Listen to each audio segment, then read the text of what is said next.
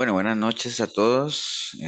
Discipulado de Efesios 4:23, martes 15 de octubre de 2024. Ya estamos listos, agradeciendo a Dios siempre por las oportunidades que nos da de poder reunirnos, aunque sea virtualmente. Y digo aunque sea porque, bueno, siempre el hecho de que uno pueda verse físicamente, pues eso no tiene comparación, ¿no? Pero por lo menos aprovechar todas las herramientas que el Señor nos da para poder compartir, saludarnos, hablarnos, ¿no? Como miembros de un mismo cuerpo, miembros de la iglesia.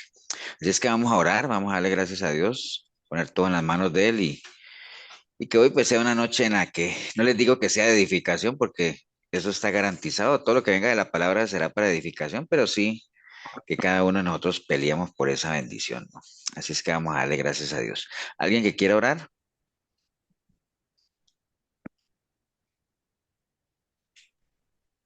Yo, pastor. Eso, Davis. Deberían de pelearse, por orar, pero bueno, ya les he dicho muchas veces eso, pero vamos, Davis. Ok, Señor, muchas gracias por esta oportunidad que nos das hoy de podernos reunir en este discipulado de hoy martes, Señor.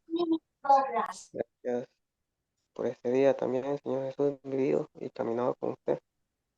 Gracias por cada hermano que está aquí presente y también por cada hermano. Gracias por la palabra, Señor, que hoy nos trae usted para nuestro crecimiento espiritual, Señor, y para nuestro fortalecimiento, Señor. Que cada uno, Señor, nos podamos disponer a escuchar, Señor, atentos a lo que usted nos trae hoy, para que también, Señor Jesús, lo podamos poner en práctica, Señor. Gracias, Señor, te damos por todo, Señor, lo que nos das. Muchas gracias, Señor, por este momento y que cada uno vamos a aprovechar, Señor. Te damos las gracias, Señor, en el nombre de Cristo Jesús. Amén y amén. Muchas gracias, Davis. Amén. Amén. Bien, un saludo para Luisa también, que la veo por ahí. Un abrazo a Kenneth también, si está por ahí también. Bien, vamos a arrancar, voy a compartirles, hoy vamos a agarrar un capítulo que quisiera que me acompañen en ¿Qué me tiró? los que tengan Biblia, busquen en sus Biblias el capítulo 12 de Juan. Vamos a escudriñar un poco ahí y a centrarnos en una parte de ese evangelio, en ese capítulo. Voy a compartir en la pantalla.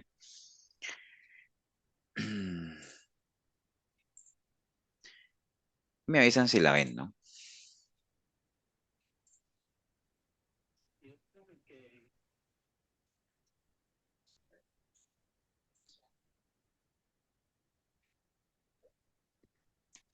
¿Si Sí, la ven o señor. no? Sí, señor. Sí, Sí, señor. Les agradezco señor. que participen, ¿no? Porque es que si no me quedo yo esperando que me contesten. La idea del discipulado, recuerden, siempre es que participemos, que hablen, que pregunten, que no se trate de escucharme a mí nada más, porque pues para eso están los domingos, ¿no? Siempre la idea del discipulado es otra, ¿no? Es que podamos escucharnos y podamos participar, o sea, esa es la idea, ¿no? Bien, como les dije, vamos a estar en el capítulo 12 de Juan, el Evangelio de Juan, ya lo hemos hablado muchas veces, el Evangelio de Juan es un evangelio diferente, ¿no? Los tres evangelios, Mateo, Marcos y Lucas, son evangelios que se conocen como ser sinópticos, es algo que ya deberíamos saberlos. ¿Qué es un evangelio? ¿Por qué son sinópticos? ¿Se acuerdan o no? Porque Porque son es el similares. resumen de la vida de Jesús ¿Por y, qué y qué, los perdón? tres son parecidos. Es un resumen de la vida de Jesús son parecidos, tocan los mismos temas. Sí, puede ser. ¿Alguien más? Porque son muy parecidos, pastor. Buenas noches. Son muy parecidos. Muy bien, Anthony. Y bien, Shirley. Sí, digamos que la palabra sinóptico quiere decir que es digamos, con la misma óptica, ¿no? O sea, como que están vistos casi que con una misma manera en la que estos tres evangelistas interpretan todo y son muy parecidos. El Evangelio de Juan está hecho con otra óptica, digámoslo, bajo otro punto de vista, aunque también se trata sobre la vida de nuestro Señor Jesucristo. ¿Y ustedes se acuerdan por qué el Evangelio de Juan, o por lo menos es algo que yo les he compartido, que no es que esté en algún lado? Si alguien me pregunta, pastor, ¿y eso dónde está? Pues no sé, no sabría. Pero yo sí les he compartido por qué creo yo, y me parece que es una razón válida, que Juan tiene otra óptica, porque el evangelio de él está escrito como bajo otra mirada. ¿Por qué? ¿Se acuerdan por qué? Sí, porque fue el que usó el Señor para escribir este Apocalipsis como más de revelación, digamos, no sé, por ahí. Sí, recibió una revelación diferente, ¿no? Pues no diferente, sí, diferente porque fue el escogido, digamos, lo que Dios para revelarle todo lo que va a pasar, ¿no? Al fin de los tiempos. Entonces él al final fue llevado a otra dimensión como tal y pudo ver cosas que tal vez los otros, que tal vez no, que los otros tres evangelistas no vieron. Entonces, bueno, tengan por ahí separado Evangelio, el capítulo 12 de Juan, ahorita vamos a ir allá. Pero antes decirles que, bueno, obviamente los evangelios, como ustedes saben, los cuatro en general, narran lo que es el ministerio de nuestro Señor Jesucristo, ¿no? Por eso se llaman evangelios del Señor Jesucristo, y se centran en la vida, en el nacimiento de Él, la vida, el ministerio, la muerte, la resurrección. Algunos de ellos tocan más milagros que otros. El Evangelio de Juan, valga la pena decirlo, es el que menos evangelios menciona, digamos ahí, porque está centrado en otra parte, ¿no? Mientras que los otros tres evangelios sí se enfocan más en la vida del Señor, desde el mismo nacimiento hasta la muerte y resurrección. El Evangelio de Juan se centra en otra cosa que la vamos a ver ahorita, ¿no? Cada uno de los evangelistas pues tiene digamos que presenta al Señor de una manera diferente. En el Evangelio de Juan usted va a ver que se hace mucha énfasis del Señor como rey, en el Evangelio de Marcos como siervo, en el Evangelio de Lucas como hombre y el Evangelio de Juan como Dios, ¿no? O sea, como la parte de la deidad de Dios. Ahora, ¿por qué Lucas? También eso no es que esté en ningún lado de la Biblia, pero ¿por qué creería uno que Lucas presenta más al Señor en su parte humana como hombre?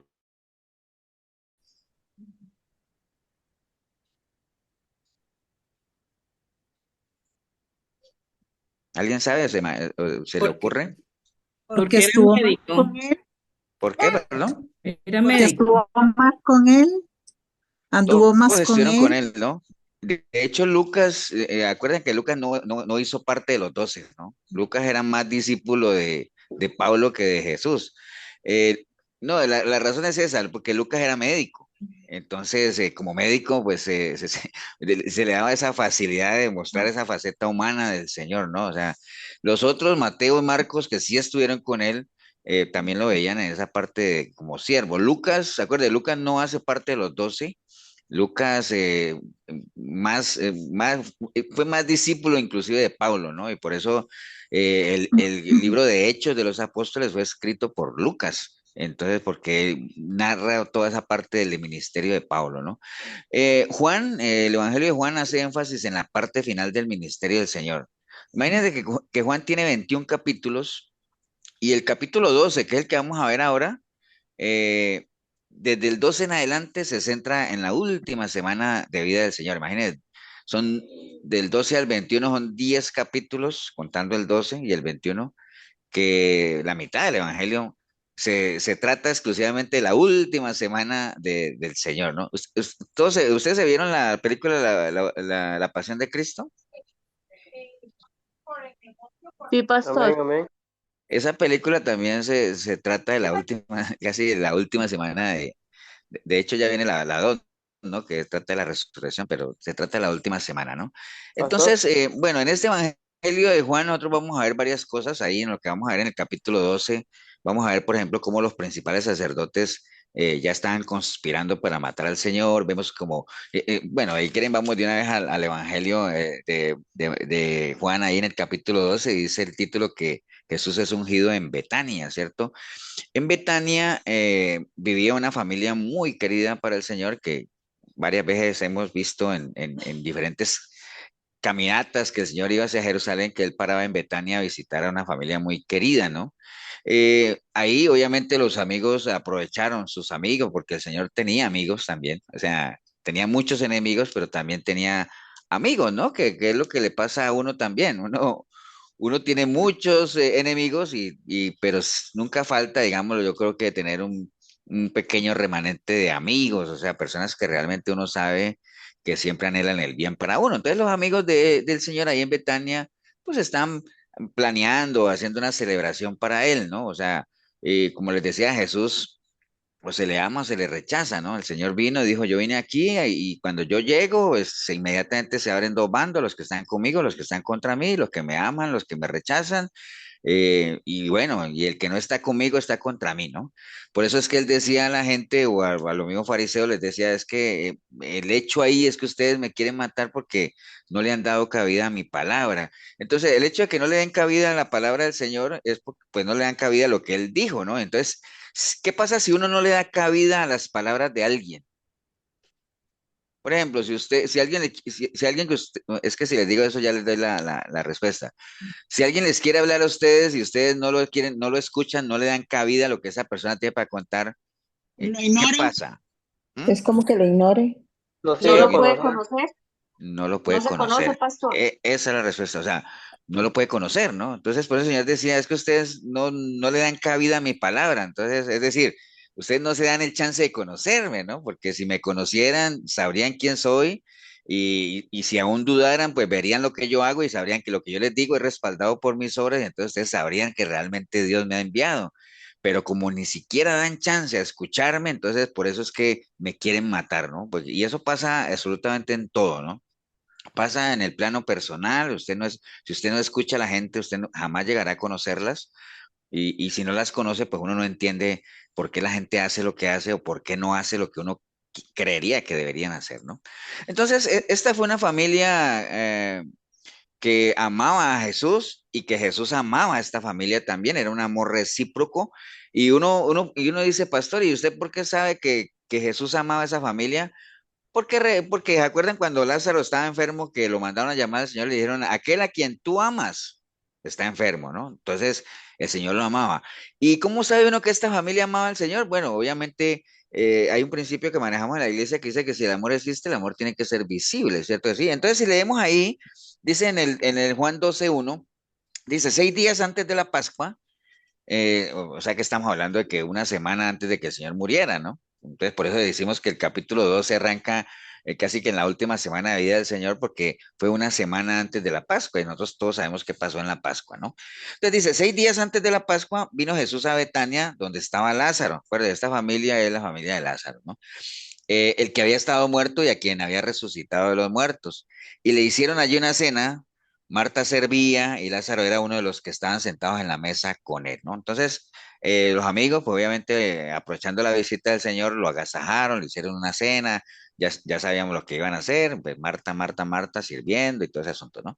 Dice, entonces María tomó una libra de perfume de nardo puro de mucho precio y ungió los pies de Jesús y los enjuagó con sus cabellos y la casa se llenó del olor del perfume. Entonces, ¿por qué uno sabe que esta familia amaba al Señor? Porque cada vez que tenían la oportunidad le daban muestras visibles del cariño que le tenían, ¿no? Porque acuérdense que si el amor existe, tiene que ser visible, ¿no? Entonces, María no escatimó nada, o sea, cuando uno quiere agasajar a alguien, pues uno no escatima, ¿no? O sea, y ella sacó un perfume que dicen que era un perfume carísimo, ¿no? De hecho, dice que era un perfume de nardo puro. Yo estoy buscando por ahí en internet el perfume de nardo puro. Y dice que es una fragancia de lujo, o sea, eso no es cualquier perfume, ¿no? Que se caracterizaba por su exquisita combinación de notas aromáticas. Esta fragancia es conocida por su intensidad y durabilidad, lo que la convierte en una opción popular entre los amantes de los perfumes de calidad. Entonces, digamos que, sin que lo diga la Biblia, pero digamos que María sacó lo más carito que tenía, ¿para qué? Para agasajar al Señor, para ungirlo, ¿no? Entonces, eso son muestras de amor, ¿no? Son muestras de amor visibles realmente. Dice después para que veamos el precio, y dijo uno de los discípulos, el mismo, el de siempre, ¿no? Judas Iscariotes, hijo de Simón, y el que le había de entregar, dije, ¿por qué no fue este perfume vendido por 300 denarios y dado a los pobres? Entonces, bueno, todos sabemos que un denario es la paga de un día de salario, ¿no? Yo saqué más o menos la cuenta de lo que sería un día de salario aquí en Costa Rica, digamos, un salario de 360.000 colones dividido en 30 queda como 12.000, dividido en 521 que está la tasa de cambio hoy, y me dio que un denario son más o menos como $23. Entonces, 300 denarios que decía el buen Judas que debía haberse vendido ese perfume eran $6.900, o sea, 3.000.000 595.000 colones. Entonces, imagínense un perfume de 3.595.000 colones. Yo creo que cualquiera no lo destapa pues para ungir a alguien a quien uno estima, ¿no? O sea, de a duras penas, bueno, no sé si alguien tiene un perfume de 3.595.000. Pero bueno, el caso es que era un perfume caro.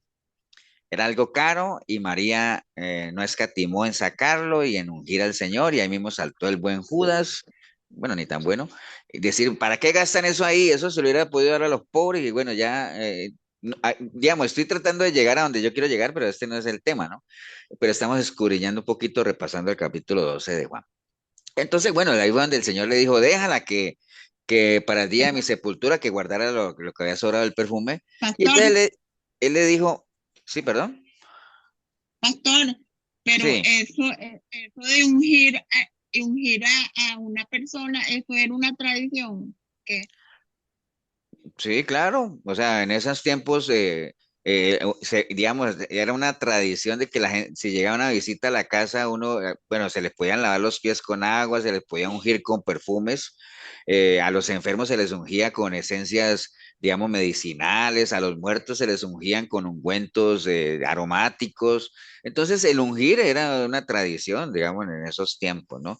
Lo que pasa es que era una tradición en esos tiempos, pero acordémonos que el aceite de la unción, del que el Señor hizo, que lo hizo por allá en el libro de, no me acuerdo en qué, si era en Éxodo, digamos, lo que dio las instrucciones de cómo prepararlo para que ungieran las cosas sagradas, pues ese es un aceite único que nunca más se repite, ¿no? Pero hoy en día ya quieren darle valor, darle la misma función de ese aceite de la santa unción a un aceite Menen o a un aceite de esos de ahora, ¿no? Pero el ungir era una práctica normal en esos tiempos, ¿no? De hecho, lo que hizo María con el Señor fue ungirle, ¿no? Ella lo ungió con un perfume. Otro relato de otra mujer habla de que como no tenía nada, pero ungió al Señor o le lavó los pies con sus lágrimas y los secó con sus cabellos. ¿Se acuerda que ese es otro pasaje, ¿no? Bueno, el caso es que ante ese reclamo de Judas, el Señor lo que dijo es, déjala, o sea, a los pobres siempre los van a tener, o sea, para que les den, ¿no? Pero a mí no me van a tener para siempre, ¿no? Entonces, siguiendo, bueno, obviamente, en esto que nosotros acabamos de ver, en los versículos 2 y 3, están los diferentes pasos que deberían caracterizar, digámoslo, una comunidad cristiana. En esa familia de Lázaro, Marta y María, están los tres pasos que deberían caracterizar a un caminar cristiano, a una comunidad cristiana. Por ejemplo, ahí estaba Lázaro, que Lázaro simbolizaba digamos, siempre ha simbolizado lo que es una nueva vida en Cristo. Lázaro tuvo la oportunidad de nacer de nuevo, ¿no? Volver a nacer. Y el único, acuérdense, el único que le puede dar a uno un nuevo nacer, pues es Cristo, ¿no? En este caso aplica para Lázaro. En el caso de María, María estaba ungiendo al Señor, María siempre se ha caracterizado por ser adoradora. ¿Acuerdan cuando la otra vez también el Señor llegó ahí, que María se postró a los pies del Señor a escucharlo, mientras Marta estaba concentrada en el servicio? Entonces hay tres cosas: una nueva vida en Cristo, una vida de adoración y una vida de servicio, que tienen que ir en ese orden. Uno primero tiene que nacer de nuevo, después entrar en un proceso de adoración, es decir, de escuchar al Señor, de compartir con Él, y después sí puede ir al servicio, ¿no? Que por eso el domingo mencionamos en la iglesia que por qué fue que el Señor le decía a aquellos que le dijeron, Señor, pero es que nosotros expulsamos demonios, hicimos milagros, y Él les dijo, ustedes son hacedores de maldad, ¿no? ¿Por qué? Porque están haciendo las cosas mal. O sea, yo no los llamé para que hagan esas cosas, porque yo ni siquiera los conozco. Yo los he llamado a ustedes para que estén conmigo y después vayan a hacer esas cosas, ¿no? Entonces hay un orden: nacer de nuevo, entrar en un proceso de adoración, de compartir con el Señor, de aprender y después servir. Entonces, pero ahí en esa familia están combinadas esas tres cosas que son importantes y que deben estar presentes en nuestro caminar cristiano, ¿no? Después dice, antes del versículo 9 dice el complot contra Lázaro. Dice, gran multitud de los judíos supieron entonces que él estaba allí y vinieron no solamente por causa de Jesús, sino también para ver a Lázaro. Entonces, ahora, ir a ver a Lázaro despertaba mucha curiosidad, ¿no? ¿Por qué despertaba curiosidad ir a ver a Lázaro?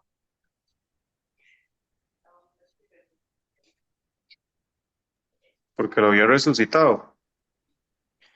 Porque lo había resucitado, ¿sí? ¿Alguien más?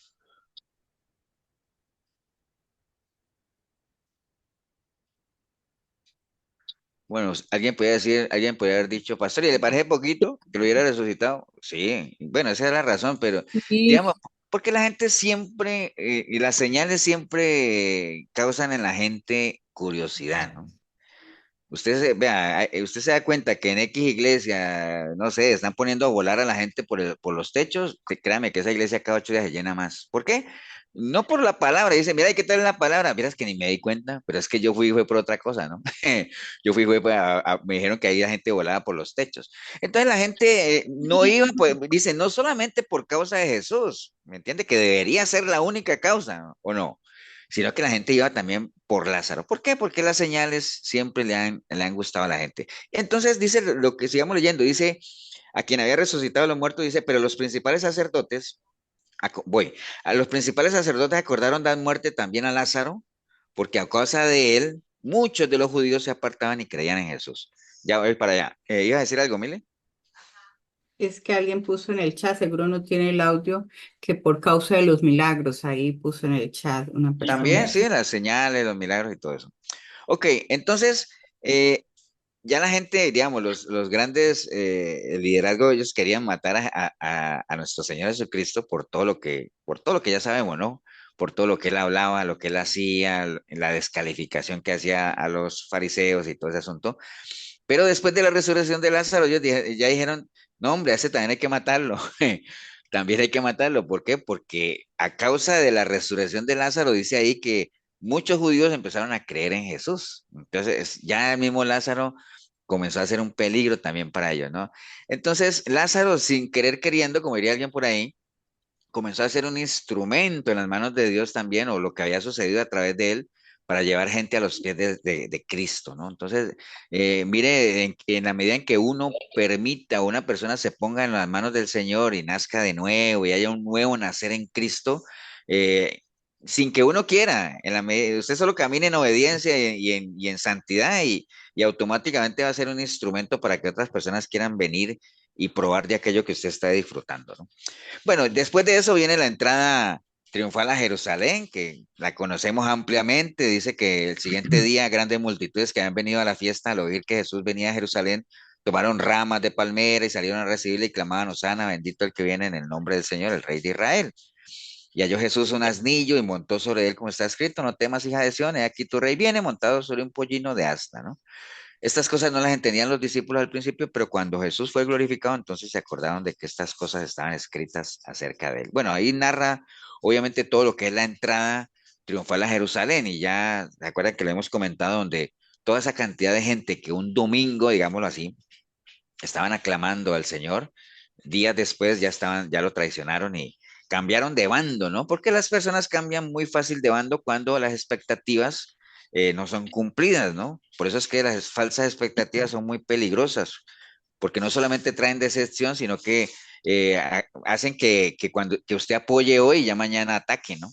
Porque esa es la naturaleza del ser humano, ¿no? Entonces, ¿por qué cambió la gente de bando? Pues seguro, después se dieron cuenta que ese no era el tipo de Mesías que ellos querían o que ellos estaban esperando, y las mismas circunstancias lo llevaron a eso, ¿no? ¿Por qué cambia la gente hoy en día de bando? Por lo mismo, ¿no? Y yo les ponía un ejemplo hace mucho tiempo de cuando la selección de Costa Rica hizo ese super mundial allá en Brasil, como la recibieron, ¿no? Tremendo, y eran, bueno, idolatría total, ¿no? Tiempo después ya eran, muchos de esos despreciados y todo eso. ¿Por qué? Porque ya los resultados no volvieron a ser lo mismo, ya la gente se olvida muy rápido, la gente es de memoria corta. Y bueno, o mire ahora en la pandemia, hay mucha gente que cambió, ¿no? O sea, yo no sé si usted conozca gente que era un trato con usted antes de la pandemia y otro después de la pandemia. Entonces, las mismas circunstancias hacen que la gente cambie de bando, ¿no? Por Y movernos por emociones, perdón, pastor. sí, básicamente por caminar uno por emociones y como las emociones son cambiantes, pues obviamente hace que la gente cambie también, ¿no? Entonces, pero la realidad es que las mismas adversidades, las mismas circunstancias hacen que la gente cambie. Y hay una analogía que quería compartir con ustedes digamos, cuál debería ser el accionar de uno ante una circunstancia, ¿no? Y como estamos en un mundo que es relativo, hay una analogía muy, muy, muy interesante que tiene que ver con eso de la zanahoria, el huevo y el café. Ambos, digo, ambos no, los tres, enfrentados ante agua caliente, ¿no? Por ejemplo, una zanahoria, ¿qué pasa? Digamos, una zanahoria antes de meterla uno en el agua caliente, ¿cómo está la zanahoria? Dura, Dura, Dura. Y después de que se mete el agua caliente, suave. suave. se ablanda, ¿cierto? Así, entonces, esa zanahoria se ablanda. Ahora, si agarramos esa misma agua caliente, ¿cómo llega el huevo ante el agua caliente? Suave. Igual, suave. Frágil, ¿cierto? Suave. Pero después de un rato en esa agua caliente, ¿cómo se pone? Duro. Duro. Duro, ¿cierto? Entonces, hay gente que ante las circunstancias se ablanda, se rinde, o hay gente que ante las adversidades se endurece en el sentido de que no necesariamente es que se fortalecen, sino que se vuelven insensibles, ¿no? Se vuelven muy prepotentes, ¿me entiende? Puede suceder eso. En cambio, digamos, cuando usted agarra el café y lo mete en la misma agua caliente, ¿qué hace el café con esa agua caliente?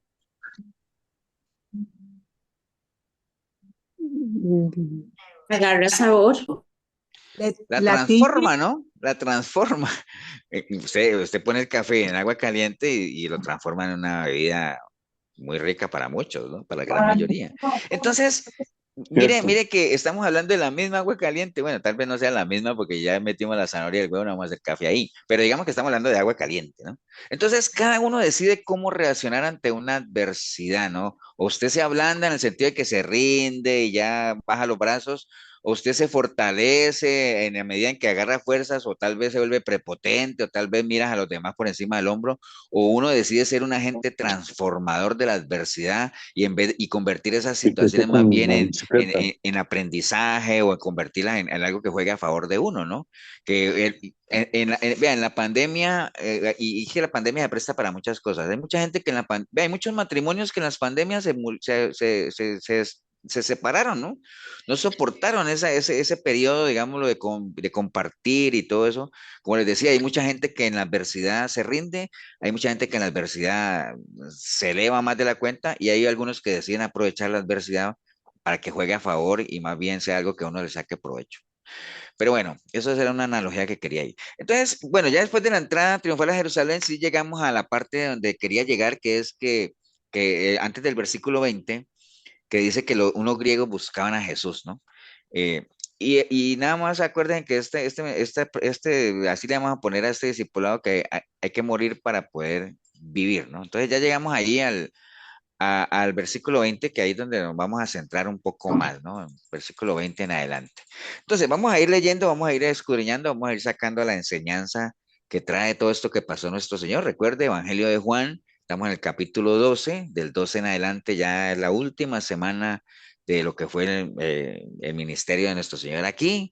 Empezamos a hablar con el agasajo que le hicieron esos amigos allá en Betania, donde estaba Lázaro, María y Marta, una familia muy querida para él, que esa familia representa los pasos que uno debería dar en una vida, caminar cristiano, un nuevo nacer en Cristo, un periodo de adoración, de aprendizaje, de escuchar, de compartir con el Señor y un periodo de servicio como tal, ¿no? ¿Por qué querían matar a Lázaro? Porque Lázaro, sin querer queriéndose, en las manos del Señor se convirtió en un instrumento en las manos de Dios para traer gente a los pies de Cristo. Y entonces llegamos aquí a esta parte de que habían unos griegos que querían buscar al Señor. Entonces dice el versículo 20 que habían ciertos griegos entre los que habían subido a adorar en la fiesta, ¿no? ¿Se acuerdan cuál fiesta era? La Pascua, De la Pascua. La Pascua, era la Pascua. ¿Por qué sabemos que es la Pascua? que es la Una salida semana de para su muerte. Sí, hay varias respuestas que uno podría decir. La más sencilla, uno decía, ¿por qué sabemos que es la Pascua? Porque la palabra lo dice, ¿no? Porque en el capítulo 12 que empezamos a leer, dice 6 días antes de la Pascua, entonces ya sabemos que era la Pascua. Pero además sabemos que esto se está dando en la entrada triunfal a Jerusalén y todo eso, que era la celebración de la Pascua. ¿Por qué? Porque nuestro Señor Jesucristo murió en las celebraciones de la Pascua, ¿no? Entonces, dicen que entre los que habían subido a adorar en la fiesta, porque hay algunas fiestas que la Biblia menciona que no dice cuál fiesta es. Entonces uno tiene que, tal vez por el contexto, saber qué fiesta era. Recuerda que habían varias fiestas judías, pero habían algunas de ellas donde sí era casi que obligatorio subir a Jerusalén y la Pascua era una de ellas, ¿no? Entonces dice que entre toda esa gente que subió a adorar a Jerusalén, ¿quiénes eran los que subían a adorar a Jerusalén? Los judíos. Los judíos, ¿cierto que sí? Pero dice que entre esos judíos se colaron ¿quiénes? Los griegos. Unos griegos, sí. Sí me están siguiendo, ¿no? O sea, simplemente estamos leyendo nada más, ¿no? No se distraigan. Entonces, ¿quiénes subieron? Unos griegos, por ahí se dice ahí, habían griegos entre los que habían subido a orar a Jerusalén. Estos, pues, estos griegos, acuérdense que los griegos son gentiles, ¿no? Porque obviamente los griegos no hacen parte del pueblo judío, entonces los griegos son gentiles, ¿no? Ahora, ¿por qué habían subido a adorar a Jerusalén si ellos no eran judíos? Porque ellos andaban buscando a Jesús, ¿no? ¿Por qué lo andaban buscando? Pues porque ya habían oído hablar de él, ya habían oído hablar de sus milagros. Acuérdense que está en la parte final del ministerio del Señor, o sea, y el Señor nunca se escondió para hablar, él hablaba en áreas públicas, hizo milagros a la vista de la gente, entonces había adquirido cierta fama, ¿no? Entonces estos griegos dijeron, bueno, vamos a buscarlo. ¿A dónde? A donde él está. ¿Por qué? Porque si uno quiere buscar al Señor, ¿a dónde tiene que ir? ¿Dónde está él? Gracias, en oración. Davis. Creo que David es el único que está conectado. Pero bueno, Sí. entonces, si uno quiere buscar al Señor, pues tiene que ir a donde Él está, porque pues obviamente, ¿me entiende? Esa es una máxima, digámoslo, en la relación con el Señor. O sea, uno quiere buscar al Señor, tiene que ir a donde Él está. Uno no puede esperar a que Él venga a buscarlo a uno, ¿no? Porque no, Él está donde Él está. Y por eso cuando uno le dice, ¿dónde está tu Dios? No, cuando uno tiene momentos de adversidad, ¿y dónde está tu Dios? Donde siempre ha estado, porque él es inmutable, Él no se mueve, ¿me entiende? Él está donde siempre ha estado. Entonces dice que estos pues se acercaron a Felipe, que era de Bethsaida de Galilea, y le rogaron diciendo, Señor, quisiéramos ver a Jesús, ¿no? Quisiéramos ver a Jesús. Aquí, bueno, ahí yo lo tengo también. Y Felipe fue y se lo dijo a Andrés, y Andrés y Felipe se lo dijeron a Jesús. Jesús le respondió diciendo, ha llegado la hora para que el Hijo del Hombre sea glorificado. Entonces, si ven algo bien curioso, aquí cuando le dijeron que lo andaban buscando unos griegos, el Señor les dijo a los discípulos, ha llegado la hora, ¿no? Ustedes se acuerdan en las bodas de Canaán que María le pidió el favor de que ayudara ahí porque se había acabado el vino y que él le dijo, mujer, mi hora no ha llegado, ¿se acuerdan? Entonces el Señor lo tenía clara, ¿no? Por un momento dijo, mi hora no ha llegado, pero aquí dijo, ya ha llegado la hora. ¿La hora de qué? Bueno, obviamente sabemos que la hora de ir a la cruz, todo lo que el Señor ya sabía que le iba a pasar en Jerusalén, ¿no? De que se llevara a cabo, no que se llevara a cabo el plan de salvación, porque el plan de salvación empezó exactamente cuando el Señor inició su ministerio, ¿no? Cuando Él dijo, el Espíritu de Dios está sobre mí, me ha ungido para todas las cosas, ahí empezó la ejecución de un plan que ya estaba diseñado, ¿no? Y esto de la cruz, pues era la manera de culminar el plan, ¿no? ¿Con qué palabras en la cruz el Señor dijo, ya cumplí el plan? ¿Cuáles se imaginan ustedes? Consumado es. Cuando él dijo, todo está consumado, ¿cierto que sí? Ya dijo, consumado es como de querer decir, bueno, a lo que vine ya lo hice, ¿no? Entonces, había llegado la hora de qué? De consumar el plan ya como tal y obviamente y comenzara también de ahí en adelante a escribirse una página diferente en nuestro caminar cristiano donde la salvación que el Señor nos da por medio de ese sacrificio, no solamente para judíos, sino también para gentiles como tal, ¿no? Entonces, hay muchos gentiles que, digamos, tomando el ejemplo de estos griegos que querían ver al Señor, fueron a buscarlo, preguntaban por él. Hay muchos gentiles que quieren ver al Señor. Acuérdate de lo que es gentil. Gentil es todo el que no hace parte del pueblo de Dios. La otra vez eran todos los que no eran judíos. Hoy en día le podemos llamar gentiles o a todo aquel que no ha entrado todavía a formar parte de la familia del Señor, que no es pueblo de Dios, ¿no? Hoy en día hay muchos gentiles que quieren ver a Jesús, ¿cierto? Que quieren conocer de su amor, de su misericordia, de su gracia. Ahora sí dirá, pastor, pero son malos que no. Sí, obviamente que, como dice, ancho es el camino de la perdición y angosto el de la salvación, pero aún así hay muchos gentiles que quieren ver a Jesús. En ese entonces eran griegos y de otros lugares, pero digamos que hoy en día, ¿no? Ahora, ¿cómo creen ustedes que los gentiles pueden ver a Jesús? Entendiendo, obviamente, hoy en día toda la gente que quiera ver al Señor. Y hagámoslo general, ¿no? ¿Cómo creen ustedes que podemos inclusive nosotros ver a Jesús? Lo que dan ellos reflejan nosotros, pastor, nuestro testimonio. Por un Sí, lado, siguiendo sí sus enseñanzas, pastor. siguiendo sus enseñanzas. ¿Dónde más podemos verlo? Así que uno diga, que uno diga, yo quiero ver al Señor o quiero tener mi contacto con Él. ¿Dónde más? ¿Cuál es el medio más infalible? El medio, La palabra, La pastor. Obediencia, palabra, la palabra, obediencia. la palabra. Sí, Un sí, grupo la de oración, obediencia y todo. ¿no? Obviamente, si uno no podría obedecer si no conoce, ¿no? O sea, ¿me entienden? Hoy en día, y lo que decían ahorita, que ellos, como nuestro testimonio, sí, pero ¿testimonio de qué? O sea, yo tendría que saber dar testimonio de qué. Entonces, el primer canal, digámoslo, es por medio de la palabra, ¿no? Nosotros y la gente que lo quiera ver, lo puede ver por medio de la palabra, porque es por medio de la palabra donde el Señor nos habla. Ahorita, por ejemplo, cada vez que usted vea, yo no sé si la Biblia que ustedes tienen tiene letras rojas. ¿Tiene letras rojas de los evangelios o no? Amén. Sí, No, pastor. Bueno, la gran yo mayoría sí. tiene letras rojas, que quiere decir que esas son cosas o palabras o párrafos o palabras dichas por nuestro Señor. ¿Cierto que sí? Por ejemplo, cuando yo estoy leyendo aquí en mi versículo 6 de 12 dice, pero dijo esto no porque se cuidara de los pobres, sino porque era ladrón y tenía la bolsa sustraída. Eso no lo está diciendo el Señor. Entonces Jesús dijo, y ahí empiezan las letras rojas, déjala para que el día de mi sepultura guardado. ¿Entiende? Entonces, quiero yo conocer al Señor, quiero verlo, quiero que me hable directamente en la palabra, ¿no? Que porque ahí nos habla de su amor, nos habla de su gracia, de su poder. Bueno, ya después de eso pueden verlo, como decían ustedes, por medio de nuestras vidas, que nosotros reflejemos a Jesús a donde quiera que vayamos, donde quiera que andemos. Nosotros como padres, los que somos padres, tenemos que entender que nuestros hijos quieren ver a Jesús en nosotros. O sea, nosotros no podemos, bueno, sí podemos, pero no deberíamos exigir a nuestros hijos que caminen en una vida cristiana intachable si nosotros no le estamos, si no están viendo eso en nosotros. Es muy complicado, ¿no?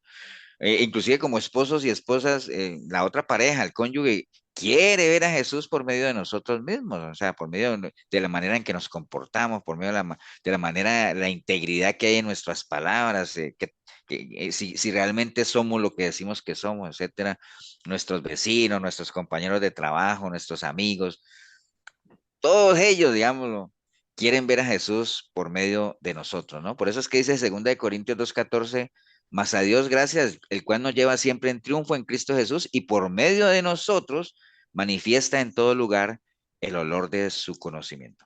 Alguna vez les hablé de eso del olor de su conocimiento, ¿no? Qué diferente es cuando una persona que huele bien pasa al lado de uno. Ah, qué rico, ¿no? Entonces uno hasta se voltea y todo ese asunto, ¿me entiende? Pero qué diferente es cuando el que pasa al lado de uno huele mal, ¿no? O sea, hasta que uno se hace el quite y todo. Entonces imaginen la responsabilidad que el Señor nos ha dado, que Él manifiesta por medio de nosotros su olor, el olor de su conocimiento. Entonces nosotros, la responsabilidad que tenemos de ser buenos recipientes, o sea, recipientes limpios para que no se pierda ese olor, porque imagine uno agarrar ese perfume de nardo de 3,5 millones y echarlo en un tarro ahí todo lleno de barro, ¿me entiendes? Entonces echa a perder el perfume. Pero bueno, el caso es que después viene el versículo 23, Jesús le respondió diciendo, ha llegado la hora para que el Hijo del Hombre sea glorificado, ¿no? Entonces, ha llegado la hora, es una frase en la que vamos a resaltar un poquito de eso, ¿no? Yo alguna vez les compartía que yo llevaba un Excel en la iglesia de la gente que nos visitaba, ya dejé de llevarlo y todo eso, simplemente me concentro en los que van, porque llevo un control de los cumpleaños y todo ese asunto, los teléfonos.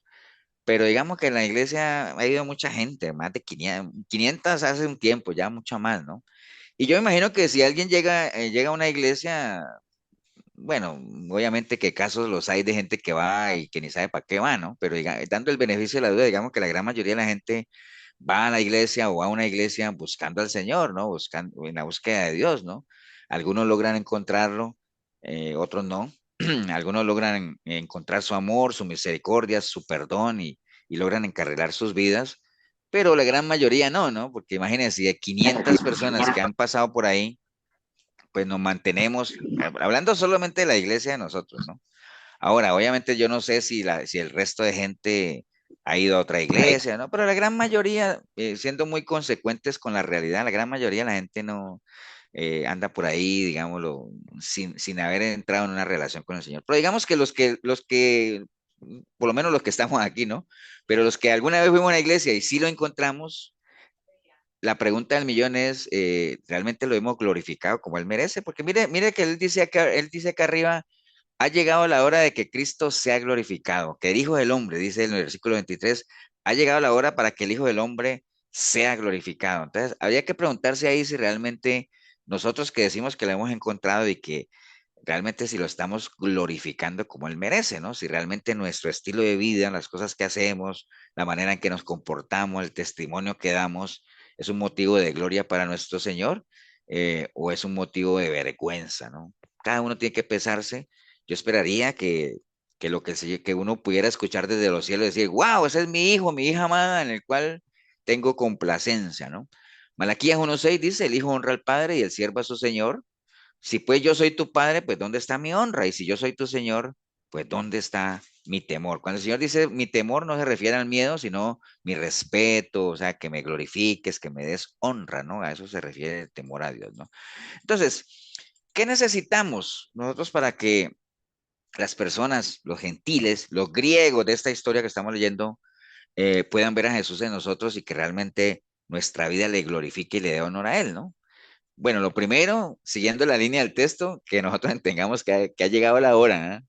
No sé si ya cada uno diga, pastora, yo hace tiempo entendí eso y realmente ya estoy en proceso, estoy en pos de, o sea, no glorifico al Señor en mi magnitud totalmente, pero estoy en ese proceso y cada día lo glorifico más, ¿no?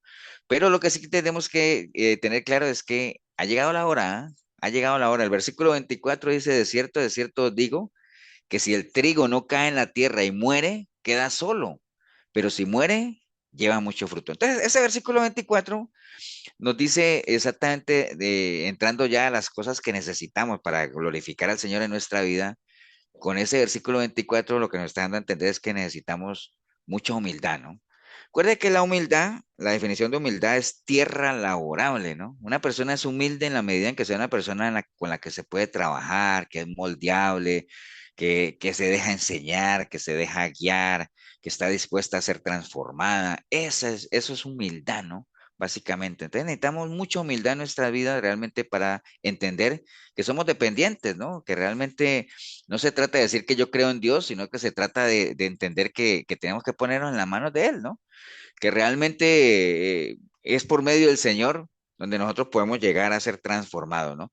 Y el Señor utiliza este lenguaje del trigo y de la tierra, y que el trigo muere al tener contacto con la tierra, porque quería asegurarse de que fuera algo que la gente conociera, que la gente entendiera. Y varias veces lo hemos hablado, ¿no? El Señor, de todo lo que es la agricultura, hay muchas enseñanzas en la palabra. No es esta la única que Él saca, digamos, tomando como referencia la vida del campo y los campesinos, sino que hay muchas, ¿no? Y todos sabemos que allá viene el principio de la siembra y la cosecha como tal, ¿no? Entonces, por eso él habla de sembradores, habla de ciegas, habla de trigo, habla de la tierra, etcétera, etcétera, ¿no? Entonces, pero aquí nos acaba de destacar un gran principio también que tiene que ver con el grano de trigo. Y dice que es que el grano de trigo en el momento que tiene contacto con la tierra, pues explota, ¿no? Entonces, digamos que el grano muere. ¿Muere para qué? Para que pueda producir una planta y obviamente, no sé si todos conocen una planta de trigo, pero saben que eso es una espiga y que eso al final después se recoge y trae fruto, ¿no? ¿Qué sale del trigo? ¿Ustedes se acuerdan de al procesar el trigo qué sale de ahí? Harina. Harina, Harina. sí, la harina de trigo. Entonces, sí, ahí sale la harina. Entonces, pero para que nosotros veamos esa harina que es muy rica y todo eso con las que hacemos tortillas, bueno, esa es de maíz, pero digamos que la harina de trigo para hacer otro tipo de arepas y todo ese asunto, bueno, ese trigo que produjo eso, pues tuvo que morir, ¿no? ¿Para qué? Para que ese fruto pudiera salir, ¿no? Para Entonces, hacer pan, pastor. sí, para hacer pan. El grano de trigo, el Señor está haciendo esa analogía ahí porque pues obviamente, ¿a quién se refería él? Bueno, ya ahí está la respuesta, se refería a él mismo, ¿no? Cuando él está hablando de que el grano de trigo tiene que morir para poder que dé fruto, él obviamente se está anticipando a su propia muerte, ¿no? O sea, a su propia muerte, digámoslo así, que cuando el trigo cae a la tierra y muere era una analogía de lo que iba a pasar con él, ¿no? A su pasión, a su muerte y a su resurrección que ya sabía que ese iba a dar el gran fruto que iba a dar todo ese sacrificio que él tenía, ¿no? Básicamente. Y cuando dice ahí, el 23, ha llegado la hora para que el Hijo del Hombre, de cierto digo que si el grano de trigo no cae en la tierra y muere, queda solo, pero si muere, lleva mucho fruto, ¿no? Cuando habla de mucho fruto, obviamente imagine todo lo que se ocasionó con el sacrificio del Señor. Obviamente nos dio vida eterna, venció sobre el pecado, ahí mismo se estableció, digámoslo, aunque él haya establecido la iglesia ya, pero habló de que era una iglesia que ni las puertas del Hades iban a prevalecer contra ella. Bueno, tantas cosas que surgieron a raíz del sacrificio del Señor, ¿no?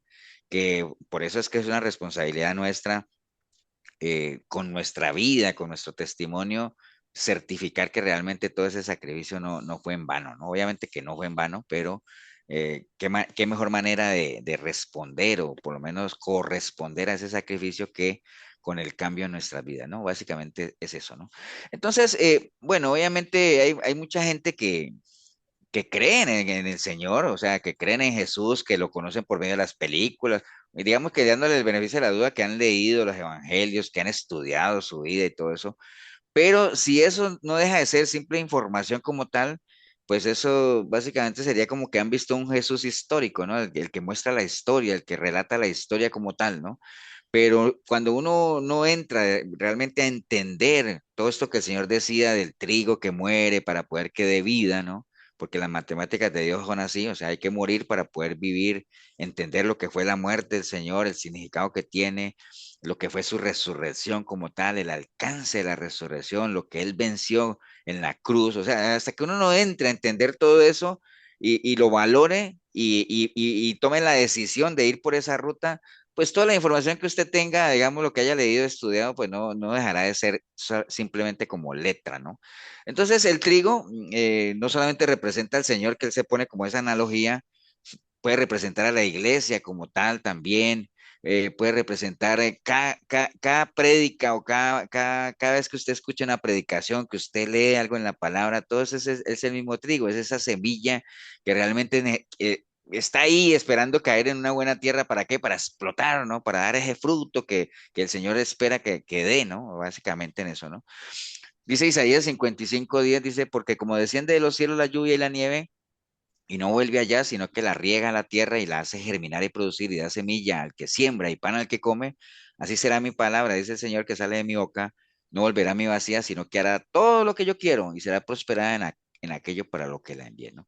Obviamente, esa semilla depende también de que caiga en una buena tierra, ¿no? Y el Señor lo explicó en la parábola del sembrador cuando habló de que repartió cuatro diferentes terrenos y en algunos de ellos no es que ahora cualquiera podría decir, pastor, y entonces sí, de los cuatro hay una cayó en buena tierra y esa semilla sí dio fruto al 100 por 1, al 60, pero las otras semillas que cayeron en otras tierras no dieron el fruto. Entonces, ¿por qué el Señor dice que va a dar el fruto por el que la envió? Entonces, no crea que no crea que ¿no? Cuando Él dice que alguno fue que sembrado entre espinos y vino la bestia y la ahogó, no es que la semilla no dé el fruto, no dé el fruto en esa persona, digamos, lo que no la recibió, pero créame que lo que uno desprecie de la palabra, en otro lugar dará cosecha, ¿no? En otro lugar pegará, ¿no? Como tal. Todas las oportunidades que uno tenga en el reino de Dios, que uno no aproveche, otro las va a aprovechar, ¿no? Y entonces no es que no dé el fruto o no dé el resultado por el cual Dios la mandó, sino que tal vez no dio el resultado en esa persona hasta que esa persona no dé cabida en la palabra. Pero habrán otras que sí, ¿no? O sea, pero la palabra no va a regresar vacía al Señor. Eso sí es una realidad. Ok. Entonces, ahí es donde se necesita realmente que la palabra que se predique, pues produzca cambios, ¿no? O sea, que algo dentro de nosotros muera como tal. Por eso es que constantemente, ahorita más adelante lo vamos a mencionar, constantemente se habla en la palabra de que es necesario que uno crucifique ciertas cosas, crucifique, porque el crucificar es simbólico, digamos, es símbolo de muerte, ¿no? Crucificar algo es matar algo, ¿no? Al Señor lo crucificaron, quiere decir que lo mataron, ¿no?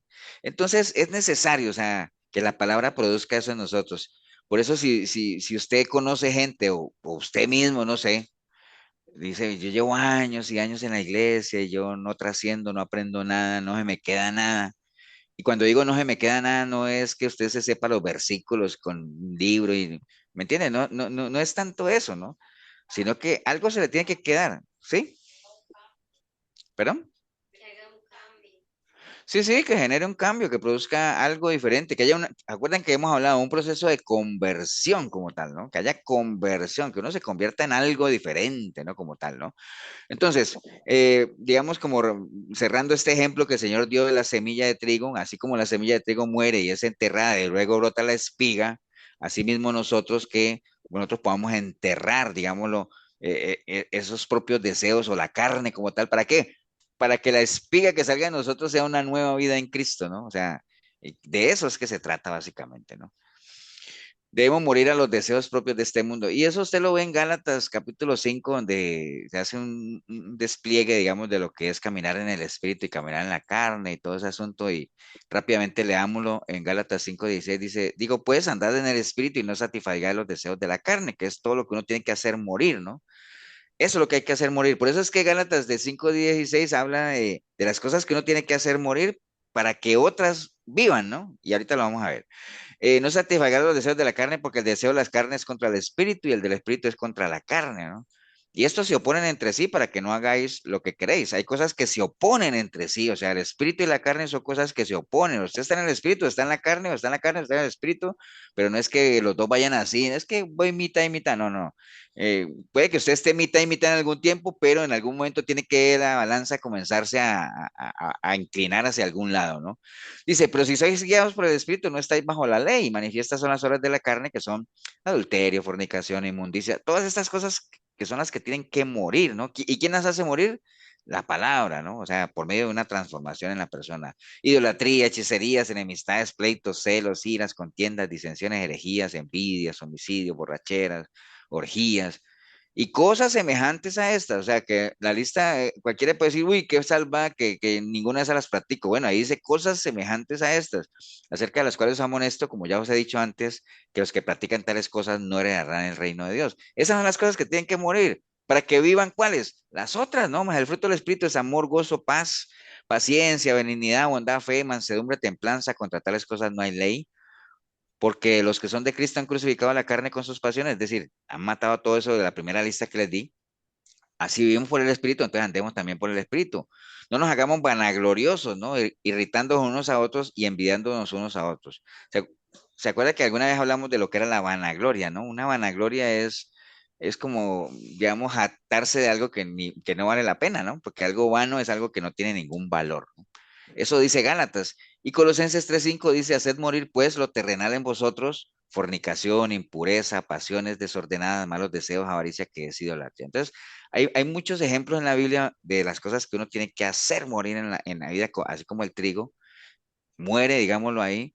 ¿Para qué? Para que salga la espiga, ¿no? Para que salga, wow, comencemos a dar frutos diferentes, ¿no? Entonces, y por eso es que nosotros vamos a ser conocidos. Entonces, ¿qué necesitamos? Obviamente, en el versículo 24 decía, hay que morir para poder vivir, necesitamos humildad, básicamente necesitamos ser tierra laborable, necesitamos ser personas dispuestas a ser transformados, necesitamos ser personas que le demos cabida a las instrucciones del Señor, a la palabra, para que podamos entrar en ese proceso de conversión y que sea visible ante los demás, ¿no? Porque téngalo por seguro que en la vida suya, en la mía, van a haber cosas visibles o son manifiestas las obras de la carne o son visibles los frutos del espíritu. Alguno de los dos, pero no es que se van a intercalar. Es que los lunes algunas obras de la carne y los martes algunos frutos del espíritu, el miércoles algunas obras de la carne. No, no, no. ¿Me entiende? Una persona que se mueve así es lo que el Señor llama como los tibios y que Él los vomita como tal. Entonces, para que usted sea así, es mejor que sea frío o que sea caliente, o es mejor que sea carnal de una vez por todas, a que sea tibio, ¿no? Como tal, ¿no? ¿Estamos claros? Bueno, entonces necesitamos humildad, básicamente eso, ¿no? Después, Pastor, sí, cuando tú dices morir, o sea, para uno como definirlo así, porque a veces tiene conceptos que uno ha traído de la información de la vieja milena, digámoslo, y viene la nueva criatura, entonces vengo con ese otro concepto nuevo, ese concepto, y lo coloco allí en mi información, en mi cerebro, en mi actuar. Sería el destruir, ¿no? Cuando dices tú morir, no es que como sí, destruir digamos ese que concepto para poder poner, porque si no se va a hacer como un enredo ahí en mi cabecita. Es que, digamos, obviamente estamos hablando de cosas espirituales, ¿no? Como tal. Porque cuando dice, eso es como cuando la palabra dice que el que peca muere. Dice, pastor, pero es que yo conozco una cantidad de pecadores que están vivos. Entonces no estamos hablando de lo natural, estamos hablando de lo espiritual. Entonces cuando uno dice que uno tiene que hacer morir la carne y sus deseos y sus pasiones, eh, sí, obviamente lo que dice Milena es toda la información natural que uno tiene aquí o la vieja naturaleza o esa parte carnal que uno tiene, siempre va a estar ahí, ¿me entiendes? Pero cada día hay que debilitarla más, cada día hay que irla matando, digámoslo así, ¿no? Eso es como un decir, cuando usted no come, lleva días sin comer, usted dice, uy, me estoy muriendo de hambre, pero no está muerto en ese momento, pero me estoy muriendo de hambre, ¿me entiende? Entonces, eso es lo que hay que hacer con eso, hay que irla matando poco a poco, o sea, debilitando como tal, crucificándola como tal, ¿para qué? Para que la otra parte se fortalezca, para que en el momento que ese trigo, digámoslo, muera y entonces salga esa planta, esa espiga que da el fruto y todo eso, y dejen de verse esas horas de la carne y comiencen a verse otro tipo de frutos que son los del espíritu que hablamos ahí. Entonces, para eso necesita uno humildad, ¿no? Necesita uno humillarse, necesita uno reconocer dependencias, necesita uno ponerse en las manos del alfarero, como dice, barro somos en sus manos para que nos formen, ¿no? Para eso necesitamos humildad y a eso se refiere el versículo 20, 24. Y que es no poner fundamento sobre fundamento, pastor. Correcto, sí, o sea, porque hay mucha información que tenemos en la mente, que era lo que Milena decía, o sea, tenemos un concepto. Por ejemplo, tenemos una definición de lo que es, por ejemplo, usted en lo natural le enseñan o tiene un concepto de lo que es la familia, ¿no? Entonces, ¿qué es lo que le enseñan a una ahora de la familia? Le enseñan que hay 10, como 20 tipos de familias diferentes, o sea, ya no es la familia que nosotros conocemos clásica, entonces ese es un fundamento que uno tiene ahí de lo que es la familia, ¿no? Cuando uno viene a los pies de Cristo, uno comienza a leer en la palabra cuando dice, no, el Señor constituyó la familia tradicional, la familia, entonces pero si uno no quita el concepto que tenía antes y para poner el nuevo y mantiene uno esa información ahí, entonces uno, cuando uno quiere hablar algo de familia como tal, uno dice, bueno, ahora qué, ¿cuál? Pero es que en mi mente tengo que son 20 tipos de familias y todo eso, pero por otro lado, entonces por eso es que la gente, digamos, divaga entre dos pensamientos, ¿cierto? Entre dos pensamientos como tal, y por eso hay una parte en la palabra donde dice un reclamo, ¿hasta cuándo van a estar entre dos pensamientos, un día con Dios, otro día sin Dios? ¿Hasta cuándo? Si ustedes creen en Dios, síganlo a Él, pero si creen que es Baal, pues sigan a Baal, pero dejen de estar ahí entre esos dos pensamientos. Y eso es por poner fundamento sobre fundamento. Uno tiene que decidirse a arrancar esas cosas que uno sabe que no son de Dios y sembrarlas de Dios. Derribar y edificar, ¿no? Que es lo que hemos conocido. Ok, pero para eso necesitamos humildad, ¿no? Es lo primero que necesitamos, entender que somos tierra que necesita ser labrada, que somos barro que necesita ser limpiado y moldeado, ¿no? Eso es lo primero. Eh, Estamos hablando, obviamente, ahora usted dirá, pastor, pero no, lo primero es nacer de nuevo. Sí, obviamente que de ahí arranca todo y ahorita lo vamos a ver. Pero después de eso, porque hay mucha gente que dándole el beneficio de la duda, digamos que nacieron de nuevo, o por lo menos hicieron la oración del arrepentimiento, pero nunca tuvieron la humildad de ponerse en las manos del Señor, sino que simplemente, mira, le entregué mi vida al Cristo y estoy ahí, ¿me entiende? Pero nunca entraron en el proceso. Para eso se necesita humildad. Después viene en el versículo 25 dice, el que ama su vida la perderá y el que aborrece su vida en este mundo para vida eterna la guardará. Entonces, ¿qué necesitamos? Básicamente, tener mucha sabiduría, ¿no? ¿Sabiduría para qué? Para saber en dónde está nuestro tesoro, o sea, en dónde estamos construyendo nuestros tesoros. Dice la palabra que donde está nuestro tesoro, ahí está nuestro corazón, ¿no? Es decir, ahí está nuestra vida, nuestra mente, nuestro pensar, está ahí donde está nuestro tesoro, ¿no?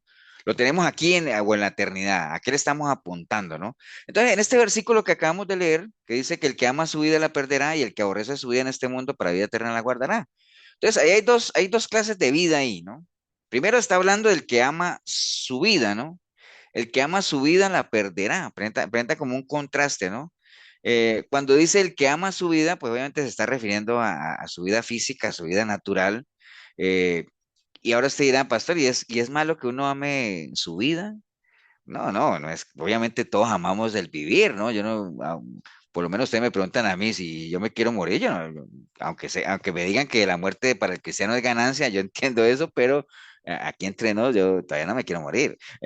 Creo que me faltan por hacer muchas cosas todavía y quiero disfrutar de algunas cosas que yo sé que puedo disfrutar de la mano del Señor. Pero eso Ahí no lo se que quiere refiere, decir, pastor, perdón, ahí, ¿perdón? ahí lo que quiere decir en este versículo, lo que quiere decir es, está hablando del que no ha nacido de nuevo. O sea, el Sí, que ama su es que vida, está hablando de la dos perderá. personas, ¿no? Está hablando, por ejemplo, dice, el que ama su vida la perderá y el que aborrece su vida en este mundo la guardará. Entonces está hablando de dos tipos de personas. El que ama su vida en este mundo, o sea, que ama su vida física, su vida natural, digámoslo así, eh, pero no estamos hablando de nosotros los que estamos aquí, y vuelvo, insisto en eso, amamos nuestra vida y amamos el disfrutar de las cosas que Dios nos ha dado, disfrutamos de nuestro trabajo, de nuestras familias, de nuestras cosas materiales que hemos conseguido como Pastor, fruto de nuestro esfuerzo, ¿cierto? Pero no entramos, no entramos ahí en placeres inimaginables, como dice ahí, ya idolatrando ciertas cosas que tenemos y codiciando ya de una manera desmedida ciertas cosas, ¿no? ¿Me entiende? Porque ahí a eso es que se refiere cuando dice que el que ama esta vida, el que ama su vida la perderá, o sea, el que se aferra a esas cosas poniendo ahí su tesoro, ¿no? Nosotros sabemos que las cosas que tenemos y que Dios nos ha permitido conseguir son valiosas, pero ahí no debería estar nuestro tesoro, ¿me entiendes? Son cosas materiales, está bien, se consiguen, hoy las tenemos, mañana no. Hoy no tengo casa, mañana puedo conseguir una casita, hoy, ¿me entiende? Hoy no tengo plata, mañana sí. Entonces, valoro esas cosas, pero ahí no está mi tesoro, ¿me entiende? Por eso les decía ahorita que nosotros necesitamos sabiduría en saber dónde está nuestro tesoro. ¿Está aquí en lo natural o está en la eternidad, ¿no? Entonces, hay dos tipos de personas, los que aman lo que está aquí, los que consideran que realmente aquí es donde están las cosas que yo amo y las cosas que idolatro como tal, y eso se convierte en ídolos para ellos. ¿Me entiende? Hay gente que idolatra un carro, hay gente que idolatra el trabajo, hay gente que idolatra la familia, hay gente que idolatra sus hobbies, digámoslo, de las cosas que, en las que se entretiene. Y cuando digo todas esas cosas, no es que esté mal, no es que esté mal tener un carro, no es que sea mala la familia, no es que sean malos los hobbies, no es que sean malos, pero se convierten en malos en la medida en que se convierten en tus cisternas rotas, ¿no? Cuando el Señor decía, es que me dejaron a mí por ir a construir cisternas rotas. ¿Me entiende? Entonces, una cosa, el Señor siempre ha dicho, una cosa sin dejar de hacer la otra. ¿Me entiende? Entonces, básicamente es eso, se refiere a esos dos tipos de personas. Primero, el que ama su vida, el que ama todas esas cosas, ¿no? Hay que entender que algún día vamos a morir y nada, nos vamos a llevar, como dijo Salomón, tal cual como vinimos, desnudo nos iremos. Entonces, que nuestro tesoro, nuestro corazón no esté ahí, ¿no? Aunque son, no es que quiere decir que usted no va a cuidar sus cositas. Claro que sí, o sea, insisto en eso, pero no deje que esas cosas se interpongan en su relación con el Señor, o sea, no las idolatre. Entonces, está por un lado estos, el que ama su vida, ¿no? Pero por otro lado está el que desprecia su vida en este mundo, ¿no? Y acuérdate que despreciar no es que uno dice, ay, pastor, y entonces despreciar la vida en este mundo es tirarse al abandono y ser casi un pordiosero. No, no se trata de eso. Acuérdate que la palabra desprecio es quitarle precio, ¿no? Quitarle precio. Entonces, son cosas valiosas para mí, pero no es lo más preciado, ¿no? Hay cosas que son importantes. Por eso es que el Señor le decía a Marta, mira, María escogió la mejor parte, ¿no? Porque hay cosas que son importantes, servir es importante, todas esas cosas, pero hay cosas que son más importantes todavía. La familia es importante, claro que sí, pero no es lo más importante, ¿no? Las cosas materiales son importantes, pero no es lo más importante, ¿no? Entonces, el que desprecia, es decir, el que le quita valor a su vida en este mundo y enfoca su tesoro en la vida eterna, la va a guardar, su vida para allá, ¿no? Entonces, pastor, no colocando las cosas de este mundo como el centro de mi vida y todo ese asunto, sino que la prioridad sea mi relación con el Señor apuntando a la eternidad. A eso se refiere, ¿no? Entonces, para eso necesitamos, ¿qué? Sabiduría, ¿no? Uno necesita sabiduría para eso, para comprender y entender realmente dónde está mi tesoro, ¿no? Porque donde esté mi tesoro, ahí estará mi corazón, entendiendo que corazón es mi vida, ¿no? Corazón como principio de pensamiento y sentimiento. Por eso es que dice Mateo 6:19, dice, no se hagan tesoros en la tierra. ¿Por qué? Porque aquí hay polilla y hay orín. Acuerda que la polilla y el orín son los que comen todo, ¿no? Corrompen y donde los ladrones minan y hurtan. sino haceos tesoros en el cielo donde ni la polilla ni el orín corrompen y donde los ladrones no miran ni hurtan, porque donde esté mi tesoro, ahí estará mi corazón, que es lo que les decía ahorita, ¿no? Dice la palabra en Romanos 8:12 también, hermanos, dice, así que hermanos, deudores somos, no de la carne, para que vivamos conforme a la carne, porque si vivís conforme a la carne, moriréis, mas si por el Espíritu hacéis morir las horas de la carne, entonces viviréis. Entonces somos deudores, ¿deudores de qué? De algo que hemos recibido, pero que no es nuestro, ¿no? Uno es deudor cuando uno es deudor de algo, cuando uno recibe algo que no es de uno y que uno tiene que devolverlo, ¿no? Y el Señor no espera que se lo devolvamos a Él, sino que se lo devolvamos a otras personas, ¿no? O sea, lo que yo recibo por gracia lo doy. Y entonces, pero no obviamente conforme a la carne, sino conforme al Espíritu. Entonces, para eso necesitamos sabiduría, definitivamente, de que somos deudores, ¿no? Entonces, llevamos dos versículos, el 24 le habla del trigo, necesitamos la humildad, de saber que necesitamos ser formados. El versículo habla de no amar o despreciar esta vida, entonces necesitamos sabiduría para saber dónde está nuestro tesoro. Y en el versículo 26 dice, si alguno me sirve, síganme, y donde yo estuviere, pues allí también estará mi servidor. Y si alguno me sirviere, mi Padre le honrará. Entonces, ¿qué necesitamos también? Servir, ¿no? Básicamente servir. Mire todos los ejemplos que está poniendo el Señor ahí en esa enseñanza que está dando, ¿no? Necesitamos servir, definitivamente. ¿Y quién fue nuestro máximo ejemplo? Pues nuestro Señor Jesucristo, ¿no? Que no vino a ser servido, sino a servir, ¿no? El problema es que hay mucha gente que le gusta que les sirva, ¿no? Ser servido, pero no les gusta servir. Acuérdense que cuando yo hablo de servir, no necesariamente me estoy refiriendo a la iglesia, que necesitamos en la iglesia gente que sirva, pero no necesariamente ahí, ¿no? O sea, usted sirve en su casa, usted sirve en su trabajo, usted sirve en su círculo de personas que lo conocen, porque era lo que hablábamos ahora, ¿no? Los gentiles quieren ver a Jesús. ¿Cómo lo pueden ver? Con nosotros mismos, con nuestra vida. ¿Por qué? Porque somos ese recipiente donde el Señor ha sido derramado y Él, por medio nuestro, lleva el olor de su conocimiento. Acuérdense de lo que leímos ahora, ¿no? Y esa es una manera de servir, que dejamos buenos recipientes, ¿no? Básicamente. Entonces, el problema, como les digo, es que la gran mayoría de la gente no le gusta servir, o sea, quieren ser servidos, ¿no? Y hay que entender, obviamente, que por medio de nuestro servicio, es una buena manera de que la gente pueda ver a Jesús en nosotros, ¿no? En la forma en que ven cómo nosotros servimos, cómo uno tiene esa misma sensibilidad que tuvo el Señor, de no ser ajeno a la necesidad de la gente, predicarles, enseñar, hablar con la gente, que uno no tenga ese problema de manifestar o hacer visible realmente el agradecimiento que hay de lo que el Señor ha hecho por nosotros, ¿no? Por eso les decía yo ahorita cuando les digo, ¿quién quiere orar? Deberían de pelearse, ¿quién quiere orar, no? Pero a veces hay un silencio sepulcral ahí que yo digo, qué barbaridad, no, no le estoy diciendo pues que predique ni nada, cualquiera está en capacidad de orar, digámoslo, y es parte de hacer visible un agradecimiento al Señor, o sea, que se pueda ver en la vida de uno, pues que la vida, que se haga realidad eso que está escrito, pues, que no vivimos nosotros, sino que es Cristo el que vive en nosotros, ¿no? Entonces, ser siervo del Señor, de Jesús, pues obviamente exigía seguirle a Él, ¿no? Porque acuerden cuando el Señor, ¿hay una manito? ¿Quién? ¿Quién? Es que yo no veo manos, ¿no? Entonces, pero me dicen que hay una manito arriba. ¿Quién? Leo, ¿ibas a Yo, decir pastor. algo? Ajá. Sí, eso que usted estaba diciendo es como lo del joven rico. ¿Te parece? Se me asemeja. Y también lo de la sabiduría, que Ujú. dicen proverbios que el principio de la sabiduría es el temor del Señor.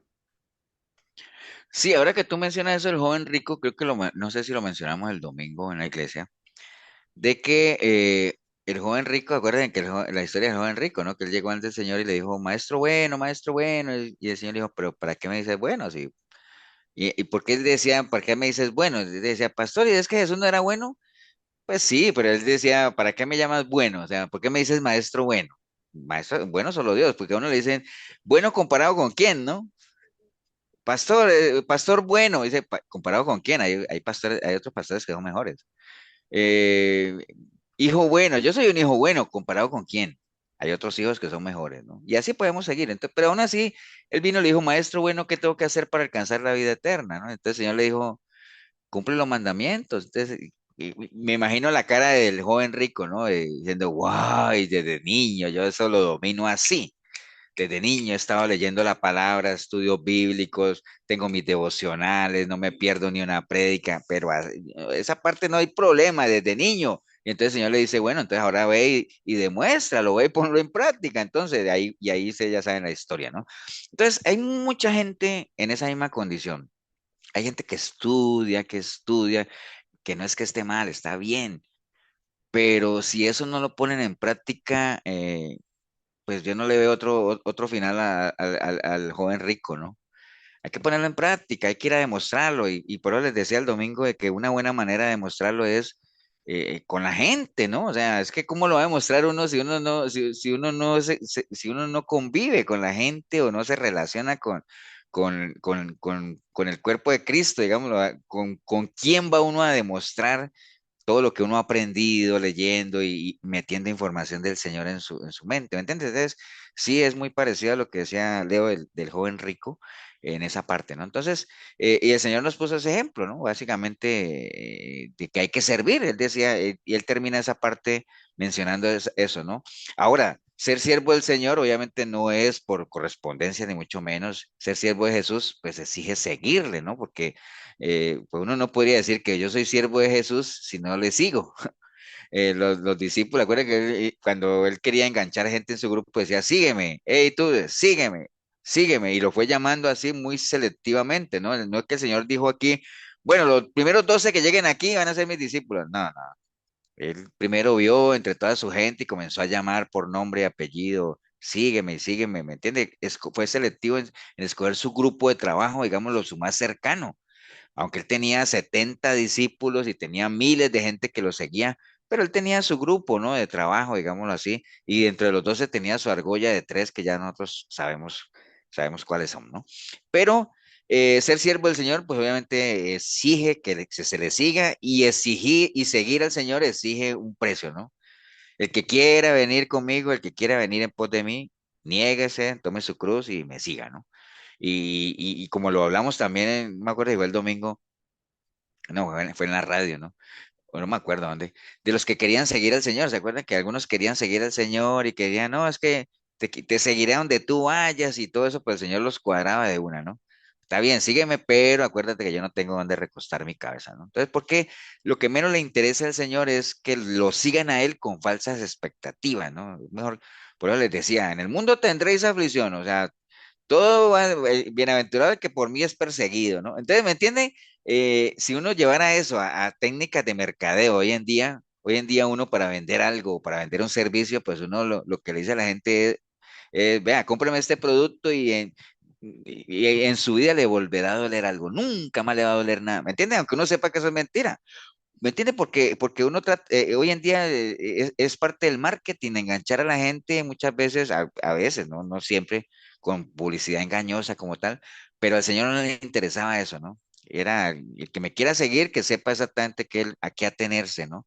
Por eso es que Pedro, por allá cuando le escribía a la iglesia, le decía, ¿ustedes por qué se asombran de las pruebas? Como si fuera algo extraordinario, y eso es parte del caminar cristiano, ¿me entienden? Entonces, ser siervo del Señor exige seguirle, seguirle exige un precio que es el negarse a uno mismo y cargar su cruz como tal para poder seguirlo, ¿no? Pero obviamente todo tiene su recompensa, ¿no? Y la invitación del Señor es esa, sí, o sea, que dicen a uno, por más que sepas que hay aflicción, por más que sepas que hay persecución, por más que sepas que tienes que negarte, por más que sepas todo eso, está bien que lo sepas, pero también es bueno que sepas lo que él decía ahí, decía, si alguno me sirve, sígame, ¿no? Y está bien, ya sabemos lo que eso implica, pero también sepan que donde yo esté, allí estará también mi servidor, ¿no? Y si alguno me sirve, mi Padre lo honrará. Entonces, imaginen ustedes esa recompensa, pues a uno que le interesa la ofrenda, la adversidad, todo lo que es con semejante promesa, ¿no? Entonces, al final, el punto de referencia, el punto de partida de todo eso, pues recuerda es el nuevo nacimiento. O sea, si no hay un nuevo nacimiento, no hay nada. Todo parte de ahí, ¿no? De que uno realmente le entrega su vida al Señor, ¿no? Eso del nuevo nacimiento, yo no sé si ustedes han puesto a pensar por qué se le llama nuevo nacimiento, ¿no? O sea, es un nacer de nuevo, el Señor le llamó así, ¿no? Y es precisamente porque hay mucha analogía, digamos, en lo que es el nacimiento natural y el nacimiento espiritual. Y se le llama un nuevo nacimiento porque pues obviamente uno tiene la oportunidad de nacer espiritualmente de nuevo cuando ya ha nacido, que fue la explicación que el Señor le daba a Nicodemo, que él le decía, pero ¿cómo hace uno para volver a entrar en la panza de la mamá? Y dice, no, hombre, no me estás entendiendo, estamos hablando de otra cosa, ¿no? Entonces, pero hay mucha similitud, digamos, en lo que es el nacimiento natural y el nacimiento espiritual. Por ejemplo, nosotros sabemos que en el nacimiento natural, pues un bebé es engendrado, ¿no? En el momento que está en la concepción como tal, ¿cierto? Decía, eso biológicamente, pues todos lo sabemos, ¿no? Hay un momento en la concepción donde ya, digamos, el En la embrión placenta. es engendrado y todo eso. Nosotros espiritualmente también somos engendrados y dice la palabra que no de voluntad de varones, sino de Dios, ¿no? Que eso está en el libro de Pedro, creo que no me acuerdo cuál libro de Pedro es, pero el caso es que tanto en lo natural somos engendrados como en lo espiritual, ¿me entiendes? O sea, para que usted vea la analogía, ¿no? Digamos, después de que el bebé es engendrado, y cuando un niño ya nace, porque viene el periodo de engendrarse y viene todo lo que es el desarrollo en la parte natural. Entonces, cuando un niño nace, ¿qué es lo primero que hace? Bueno, lo lavan, ¿se acuerdan, no? Que es lo primero. ¿Por qué? Porque nace sucio, por todo el tema ahí de la placenta y todo eso, ¿cierto? Que sí, pero lo lavan, lo bañan, ¿no? Lo limpian, ¿no? Igual pasa en el nuevo nacimiento. Primera de Juan 1:7 dice, pero si andamos en luz, como Él está en luz, tenemos comunión unos con otros y la sangre de Cristo nos limpia de todo pecado, ¿no? Todo lo sucio es limpiado por medio del nuevo nacimiento y la sangre de Cristo es la que nos limpia. Entonces, el bebé es engendrado, nosotros también somos engendrados, el bebé, en el momento que nace, lo limpia, nosotros también somos limpiados con la sangre de Cristo. Después de que lo limpian, dice que le ponen ropas nuevas, ¿no? A los bebés. Todos los que las que han tenido bebés saben que así es, les ponen su trajecito, nuevecito, de paquete. Bueno, Isaías 61:10 dice, en gran manera me gozaré en Jehová, mi alma se alegrará en mi Dios, porque me vistió con vestiduras de salvación y me rodeó con manto de justicia. Y también el Señor dice que cuando uno esté en su presencia nos va a vestir con vestiduras blancas y todo. Entonces, igual, ¿no? Después de que uno es limpiado, por eso dice, despójate de tu vieja naturaleza, renueva tu mente y revístete, ¿no? Vístete otra vez con ropas limpias. Yo alguna vez les ponía el ejemplo de cuando uno va a jugar fútbol en una cancha embarrada y todo eso, que uno llega en su casa todo embarrado y uno todo embarrado lo miran feo, ¿no? Cuando está sucio es así, ¿no? Pero inmediatamente uno se quita esa ropa sucia, se mete en la ducha, el agua lo limpia y uno sale limpiecito. Uno no se vuelve a poner esa ropa embarrada, ¿no? Uno se pone ropa nueva. Bueno, no nueva, pero limpia, ¿no? Entonces, igual, así como los bebés son vestidos con ropa nueva, nosotros también somos vestidos con vestiduras nuevas, ¿no? Como tal, ¿no? Después dice que es cuidado, alimentado con la leche materna para estar bien nutrido en lo natural. Bueno, obviamente esa leche materna en Primera de Pedro 2:2 dice, desead como niños recién nacidos la leche espiritual no adulterada, para que por ella crezcáis para salvación. Entonces, esa leche materna, esa leche no adulterada, digámoslo así, es lo que es la palabra misma, ¿no? Con la cual nosotros somos alimentados y todo ese asunto. Y lo que pasa es que obviamente un bebé al principio toma lechita materna, pero llega un momento en que ya le quitan la lechita materna o la lechita a la otra y le comienzan a darle comidita sólida, ¿no? Igualito como nosotros, ¿no? Empezamos con lechita, pero la idea es que cambiemos, ¿no? El problema es que hay mucha gente que, ahora, dígame si no se ve como raro que uno vea a una mamá dándole leche materna o dándole pecho a un hijo de 15 años, 20 años, ¿no? O sea, se ve muy raro, ¿no? Igualito pasa hoy en día ver gente que lleva años en las iglesias todavía con la lechita, ¿no? Ya hay que comer, hay que comer vianda, como dice ahí. Y bueno, también los padres le dan un nombre, ¿no? Que anteriormente uno no tenía esa presión de escoger el nombre del bebé ahí mismo, ¿no? Porque a uno lo tenían y como a los 6 meses o yo no sé cuánto lo iban a registrar y entonces los padres tenían todo ese tiempo para escoger el nombre. Ahora no, ahora en el hospital mismo nace el bebé y bueno, lo registran y ahí mismo póngale el nombre, ¿no? De una vez, ¿no? Entonces, pero hay que ponerle un nombre, ¿no? Isaías 43:1 dice, ahora sí dice Jehová, creador tuyo, oh Jacob y formador tuyo, oh Israel, no temas porque yo te redimí y te puse nombre, mío eres tú, ¿no? Entonces, uno adquiere un nombre. Ahora usted dirá, pastor, pero yo me llamaba Ever antes de entregarle mi vida al Señor y le entregué mi vida al Señor y ahora me llamo Ever también. Bueno, pero es que ahora ya, antes de, téngalo por seguro que, y utilizo el ejemplo mío, antes de yo entregarle mi vida al Señor, a mí nadie me decía Pastor Ever. ¿Me entiendes? Entonces, o por ejemplo, hay gente que antes de tener su encuentro con el Señor era mejor conocido como el gringo, el indio, bueno, esas cosas, la bochinchera, la quitamaridos. Entonces, no, ahora ya se llama como se llama, ¿no? Recupera su dignidad como tal, uno recupera su identidad. Entonces, el nombre tiene que ver también, cuando el Señor le da nombre a uno, es retoma uno su identidad, de saber quién es uno, ¿no? Como tal. Los nombres en la época antigua, más que el nombre como tal, lo que importante del nombre era lo que simbolizaba el nombre, ¿no? Por ejemplo, si Jesús, uno dice, wow, qué nombre más poderoso. Pero créame que yo conozco más de un malandro que llama Jesús. ¿Me entiendes? Entonces, no es el nombre en sí, sino lo que representa en la vida de la persona, básicamente, ¿no? Por eso era que cuando decían, es que se llamaba Jacob, pero ahora se llama Israel, ¿no? Y Jacob antes, ¿ustedes se acuerdan qué quería decir el nombre Jacob? Ladrón, no, o sea, Por ahí anda, engañador. Engañador. engañador, el engañador. Entonces, ¿me entiende? Pero ya después ya no se llamó Jacob, sino que se llamó, ¿cómo se llamó? Israel. Israel. Israel, entonces sí, cambió nombre. Pero bueno, Pastor. ahorita no se usa mucho eso de que cambiamos el nombre, sino es recuperar la identidad. ¿Sí? ¿Alguien iba a hablar? Sí, el versículo que usted decía era de Juan 1:13, dice, los cuales no son engendrados de sangre, ni de voluntad de carne, ni de voluntad de varón, sino de Dios. Exactamente, entonces somos engendrados también, ¿no?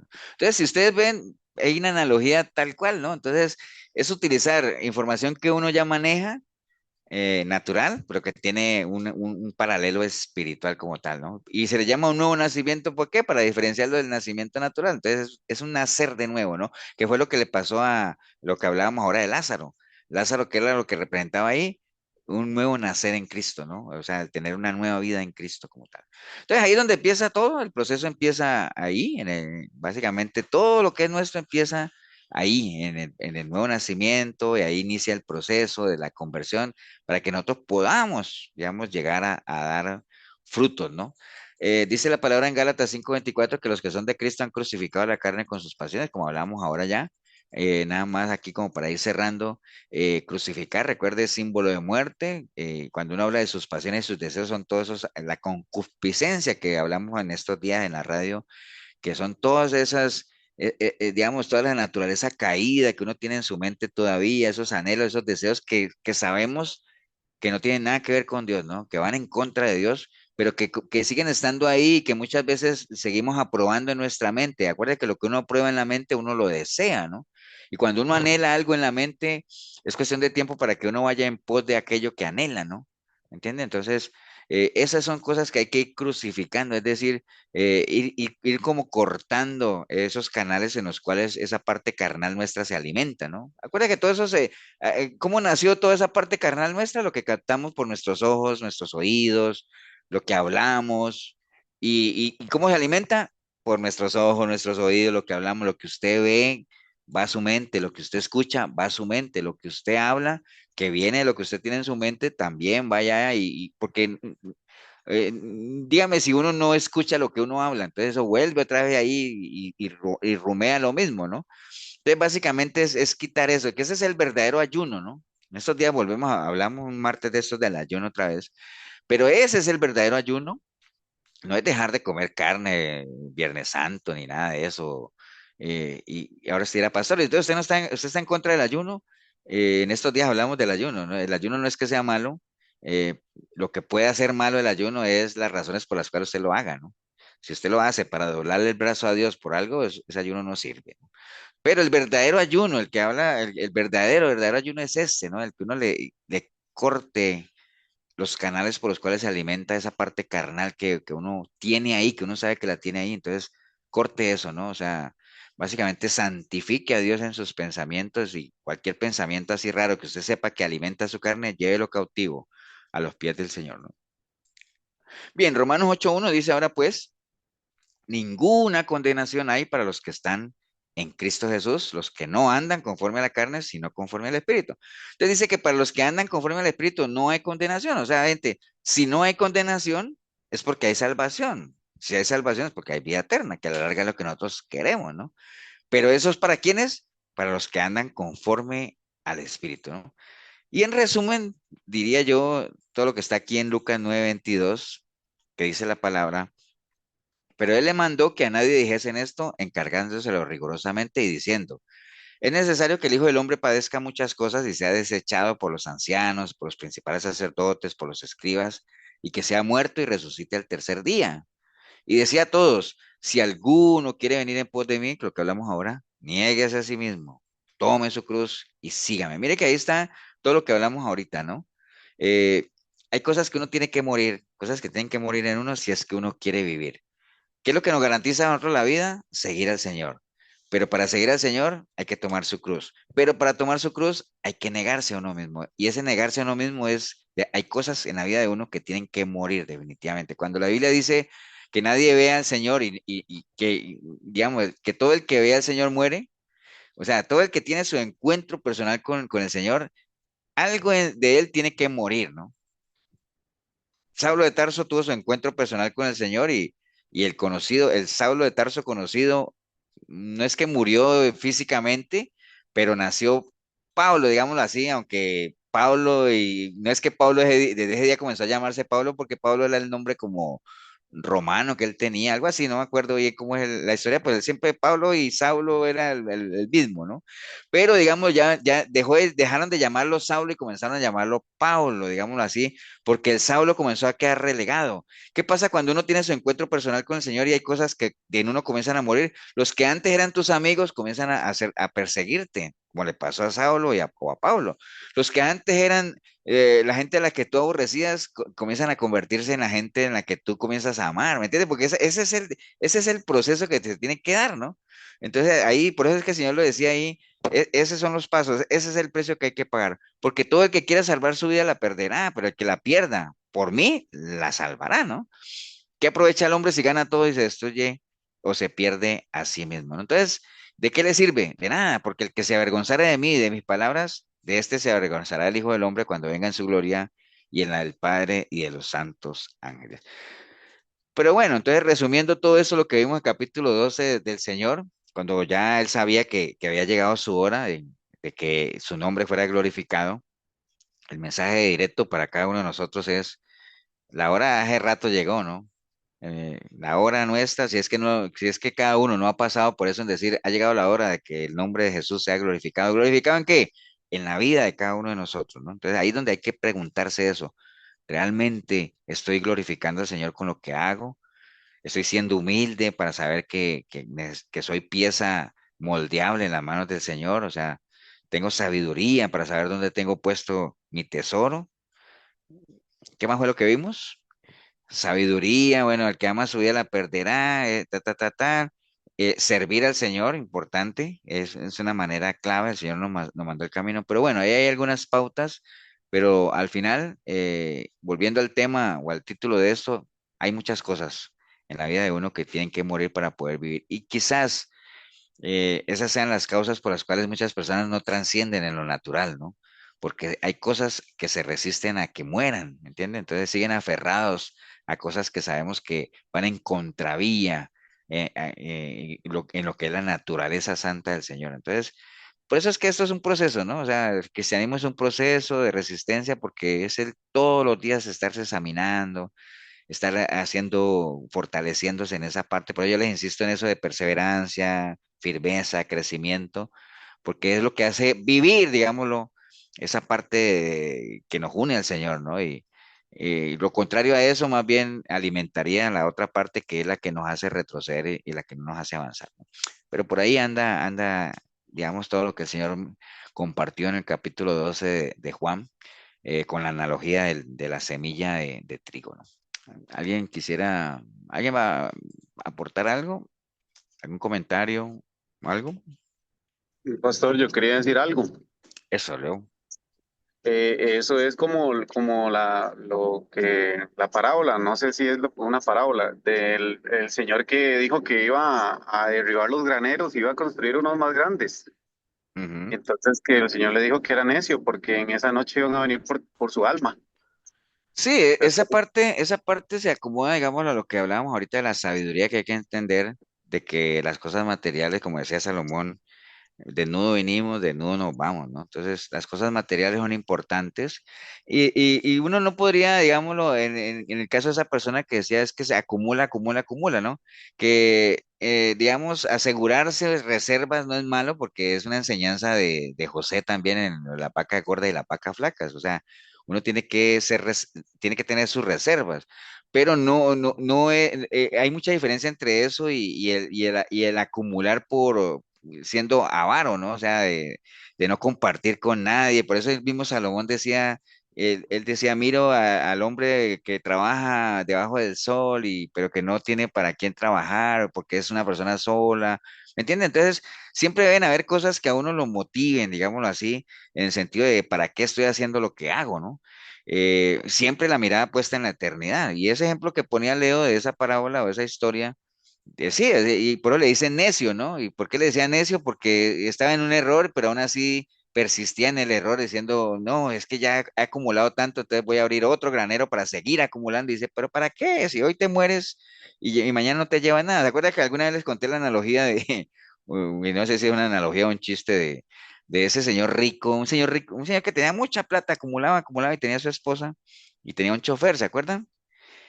Que de un momento a otro se murió ese señor que tenía mucha plata y entonces la esposa se casó con el chofer y entonces comenzó el chofer a disfrutar de toda esa fortuna. Entonces el chofer una vez analizando decía, qué raro, yo pensé que yo trabajaba para ese señor, pero no me daba cuenta que más bien el señor trabajaba para mí. ¿Me entiendes? Entonces así es, ¿no? O sea, hay que disfrutar de las cosas sin entrar en avaricias, en codicias, disfrute con su familia, disfrute con la gente que usted quiere en vida, o sea, dese sus gustos, obviamente con las precauciones del caso, porque dice la palabra que quien no se sienta primero a ver qué es lo que necesita y sabe qué es lo que necesita. Hay gente que también es muy mala administradora y todo lo gasta, ¿no? Y después andan sin nada, ¿no? Dese sus gustos, obviamente siempre asegurando lo que usted sabe que debe cumplir, ¿no? Pero sí, sí, por ahí anda el tema. Pastor, Sí, eh, señora. cuando daba los pasos de este versículo que se vio, hay la parte que dice, toma tu cruz y sígueme, o sea, niégate a ti mismo y también es esa parte que dice, si quieres ser mi discípulo, sígueme y niégate a ti mismo, lo que leyeron ustedes. Yo la pregunta mía es, eso que la cruz significa esa parte del servicio, toma tu cruz y esa parte de servir, de estar presto a comenzar a dar lo que conocemos del Señor, de negarnos a nosotros mismos, de matar toda esa vieja naturaleza, esa maldad, todo eso. Pero a veces que tome su cruz, entonces dice, voy a tomar mi cruz,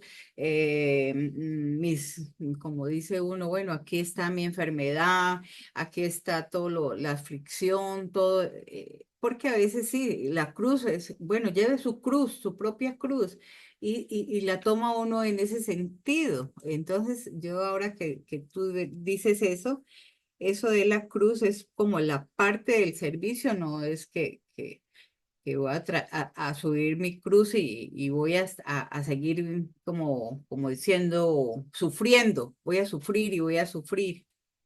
¿Sí me entiendes? Que eso Es que el lo tema de tienen la ahí como la cruz. cruz, es que el tema de la cruz es, recordemos cuando el Señor, cuando lo fueron a buscar los griegos, el Señor dijo, bueno, mi hora ha llegado. Que yo les decía ahorita, ¿la hora de qué? Bueno, la hora de que el Hijo del Hombre sea glorificado. ¿En qué sentido? De que, bueno, ahorita sí ya voy, cuando el Señor subió en la Pascua a Jerusalén, él ya sabía que ahí ya se iba a dar cumplimiento a lo que él había venido, ¿no? Que es un caminar hacia dónde. ¿Era un caminar hacia dónde? ¿Hacia la De muerte la en muerte. qué? Ajá, De la muerte En muerte en cruz. cruz. En la cruz, era un caminar a la cruz, ¿no? Entonces, cuando el Señor dice, vea, el que me quiera seguir, obviamente con todas las salvedades que sea, el que me quiera seguir tiene que negarse a sí mismo, es decir, ya olvídese de lo que usted era, olvídese de lo que a usted le gusta, olvídese de sus anhelos, olvídese de, pues no es tanto de los anhelos que uno tiene, sino anhelos que uno tiene en lo natural, ¿no? Ya no son las prioridades tuyas, ya no es lo que, ya no es tu voluntad, ya niégate, o sea.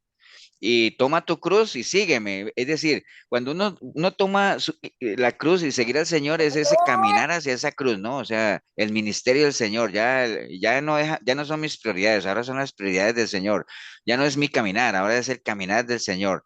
Por eso Pastor, es que dice, cuando uno toma la cruz y sigue al Señor, uno dice, es que ya agarré mi cruz y la estoy siguiendo, ya no soy yo, ahora es Cristo el que vive en mí. Y lo que dice Milena es cierto, hay gente que dice, es que para mí mi cruz es mi esposa. Dirán algunos, ¿no? Esa es la cruz que yo llevo, ¿no? El matrimonio, el trabajo, esa es mi cruz. No, eso no tiene nada que ver con eso, ¿no? O sea, no tiene nada que ver con cuando dice toma tu cruz y sígueme. Cuando dice toma tu cruz y sígueme es el caminar que cada uno tiene en Cristo es su propia cruz, o sea, su propio cristianismo. O sea, yo no llevo ni la cruz de Milena, yo no llevo la cruz de Marquito, ni de nadie, ¿no? Yo llevo mi propia cruz, es decir, mi propio caminar cristiano, mi propia relación con el Señor, es personal el asunto, que en ese caminar, no sé si ustedes han visto eso es como una imagen de que a veces sale en redes sociales donde hay mucha gente que viene caminando para acá y hay poquitos que van caminando para allá, para el Calvario con la cruz y dice que este es un mundo que va en contravía a las cosas de Dios, ¿cierto? Sí, porque así es. Entonces, los que han decidido tomar su cruz y seguir al Señor, es decir, un caminar propio, personal, pero ahorita con los principios y los preceptos del Señor, no son mayoría, o sea, definitivamente no es la mayoría, la gran mayoría ni se han negado a sí mismos ni han decidido, aunque sí quisieran disfrutar de los beneficios de la cruz, ¿no? Porque sí quisieran tener vida eterna, si quisieran de estar en la Nueva Jerusalén y si quisieran estar allá en Ciudad de Cristal y Calles de Oro y todo ese asunto que menciona la palabra, pero no, pero aquí no, ¿no? O sea, quiero estar una eternidad con el Señor, pero aquí no soportan una hora, hora y media en oración o estar compartiendo la palabra, ¿no? Entonces, Pastor, tomar la cruz, tomar la cruz sería como prepararse para morir en Cristo. sí, digámoslo así, porque digámoslo que cuando el Señor dice, porque precisamente Él hace el llamado, ¿no? Después de que de todo lo que has puesto, dice, bueno, ahora sí, el que quiera venir, porque es una decisión, porque el Señor no podría decir, es como que yo les dijera a ustedes, vea, el que quiera, a ver cómo les pongo el ejemplo. Cuando el Señor le dice a la gente, bueno, ahora sí, el que quiera venir en pos de mí, es porque ya les había dicho algo, ¿no? De algunos beneficios. O sea, por ejemplo, aquí somos 5, 10, 15, 20, aquí vemos 23 personas, digámoslo así. Si yo les digo, es como yo le dije a usted, bueno, ahora sí, el que quiera la promoción que les estoy dando, levante la mano. Entonces, ¿qué dirían ustedes? amén. ¿Cuál, profe? Amén. Yo la ¿Cuál quiero. ¿Cuál es? promoción? ¿Cuál Dice, promoción? pastor, pero es que no nos ha dicho cuál promoción, o sea, yo no puedo levantar la mano, solo David que dijo amén, y saber cuál promoción. ¿Cuál promoción? ¿Me entiende? Entonces, ya se supone que tiene que haber habido una información primero. Entonces, el Señor ya había manifestado su evangelio, las promesas que hay, de que la gente procediera al arrepentimiento, el seguir, ya la gente lo conocía a él por su mamá. Entonces dice, bueno, ahora sí, el que quiera venir en pos de mí, después de lo que ya saben, entonces nada más acuérdense, tienen que negarse a sí mismo, es decir, ya olvídese de lo que usted era, crucifique sus deseos, sus pasiones, tome su cruz, es decir, tome mis banderas, tome mi enseñanza, siga mis pisadas. Ahora ya no se trata de lo que yo quiero, sino es la voluntad del Señor y todo ese asunto. Y apuntando hacia dónde? A la cruz, ¿no? Que como dice Anthony, la meta de uno es morir en Cristo, ¿no? O sea, que uno diga, pastor, y esa sería una buena meta de que mi meta es morir. Ah, claro, todos los que estamos aquí, lo que queremos al final de nuestros días es morir en Cristo, ¿no? Tal vez no ahorita, que usted me diga, pastor, y usted quisiera morir en Cristo ahorita, pues obviamente si el Señor me llama a su presencia, qué bueno, pero como les dije ahorita, si ustedes me preguntan a mí, pues yo todavía no me quiero morir, ¿me entienden? Pero hay que estar preparado como tal, y para eso hay que tomar la cruz del Señor y hay que negarse a uno mismo, ¿no? Sabiendo obviamente todo lo que eso implica, ¿no? Por aquí hay algo en el chat, no sé, es por el tema de los milagros, bueno, no sé, ya lo habíamos visto. Pastor, Sí. y con referente a Juan, como él se destaca en lo cariñoso, ¿verdad? Que él fue el que se le recostó en el pecho a Jesús, ¿verdad? Ujú. Y también está la parte que casi finalizando, Juan, el Señor le responde a Pedro como un poquito fuertecito cuando le dice con Juan, que quería saber qué iba a pasar con Juan, ¿verdad? Ujú. Y el privilegio que tuvo Juan de ver la revelación del Apocalipsis, ¿verdad? ¿Y tú sabes qué otro privilegio tuvo Juan? El de escribir las cartas. Sí, Ah, y pero de tener que cuidar a la mamá de Jesús, no. bueno, también puede ser, pero hay un privilegio que él tuvo y que no tuvieron los otros 11. Morir de viejo. Ah, Que sí, que fue el único que yo murió de viejo, ¿no? O en sea, su- fue el único que, los demás, bueno, tuvieron muertes muy violentas. Al final, Juan murió de viejo, ¿no? Entonces, imagínate tú, digamos, no en vano era el discípulo amado, que al final fue el único que estuvo hasta el final ahí en la cruz, ¿no? Solamente él estuvo. Entonces, la fidelidad de Juan y todo eso, y lo sensible que era. De hecho, si ustedes se leen las tres cartas de Juan, van a poder captar el lenguaje tan cariñoso que él tiene para referirse a su iglesia, ¿no? Hijitos míos y todo el asunto, ¿no? Entonces sí era una persona con cierta sensibilidad y posiblemente sea una de las razones por las cuales fue el que recibió la revelación. O sea, eso estoy bateando, ¿eh? O sea, no dice la Biblia nada de eso. Pero sí es cierto lo que dice Mari. Cuando Pedro, obviamente por la imprudencia, que Pedro no era que fuera malo, era que siempre que él iba ahí y vio que Juan iba ahí, entonces eso está sí, terminando el Evangelio de Juan. Cuando dice Pedro le vio, le dijo, ¿y este qué? Al final, ¿este qué? Y entonces el Señor le dice, si quiero que Él quede hasta el que yo venga, pues ¿eso qué? Sígueme tú, ¿no? Como quien dice, ¿a ti qué te importa? ¿Me entiendes? Que esa es una enseñanza tremenda que está ahí. Hay mucha gente que se le va su vida, su cristianismo se le va viendo el cristianismo de otros, ¿no? O sea, y hay gente que a veces se van de las iglesias porque es que ahí en esa iglesia nadie crece. Digo, pero ¿ustedes no han escuchado gente que dice que es que en esa iglesia nadie crece? Hay gente que lleva años y nadie crece. ¿Y cómo saben que si alguien crece o no crece? Pero como aplicando eso que decía el Señor, pero ¿y a ti qué? Pues crece tú, ¿me entiendes? ¿Me entiende? Pero hay gente que siempre se le va la vida, tratando de arreglarle la vida a los demás, viendo si los demás crecen o no crecen, viendo, ¿me entiende? Entonces, ahí es clásico eso que el Señor le dijo a él, a mí que, si a mí me place que él esté ahí cuando yo venga o lo que sea, pues a ti qué te importa, ¿no? Dice así, sígueme tú y preocúpate por seguirme tú y preocúpate por sostenerte tú, preocúpate por crecer tú, por perseverar tú, por salvarte tú, o sea. Y si en ese proceso de salvarte tú puedes jalar a otro, pues qué bueno, pero primero uno, ¿no? ¿Me entiendes? O sea, por ahí anda el asunto. Bueno, vamos a orar, vamos a darle gracias a Dios por una noche más. ¿Alguien quiere despedirnos en oración? Yo, pastor. Listo. Gracias, Señor, bendito y alabado seas por todo lo que nos has dado, Señor, por esta palabra tan hermosa que llega a nuestras vidas para llenar nuestro espíritu y esa sabiduría, Señor, que le das a nuestro hermano pastor para que sea transmitida hacia nosotros, Señor. Te pido todo por todos mis hermanos para que descansen hoy y te doy gracias por habernos traído con bien desde los chiles. Hoy siempre te damos las gracias, Señor, por todo. En nombre de Jesús te damos las gracias. Amén. Amén. Amén. Amén. Amén.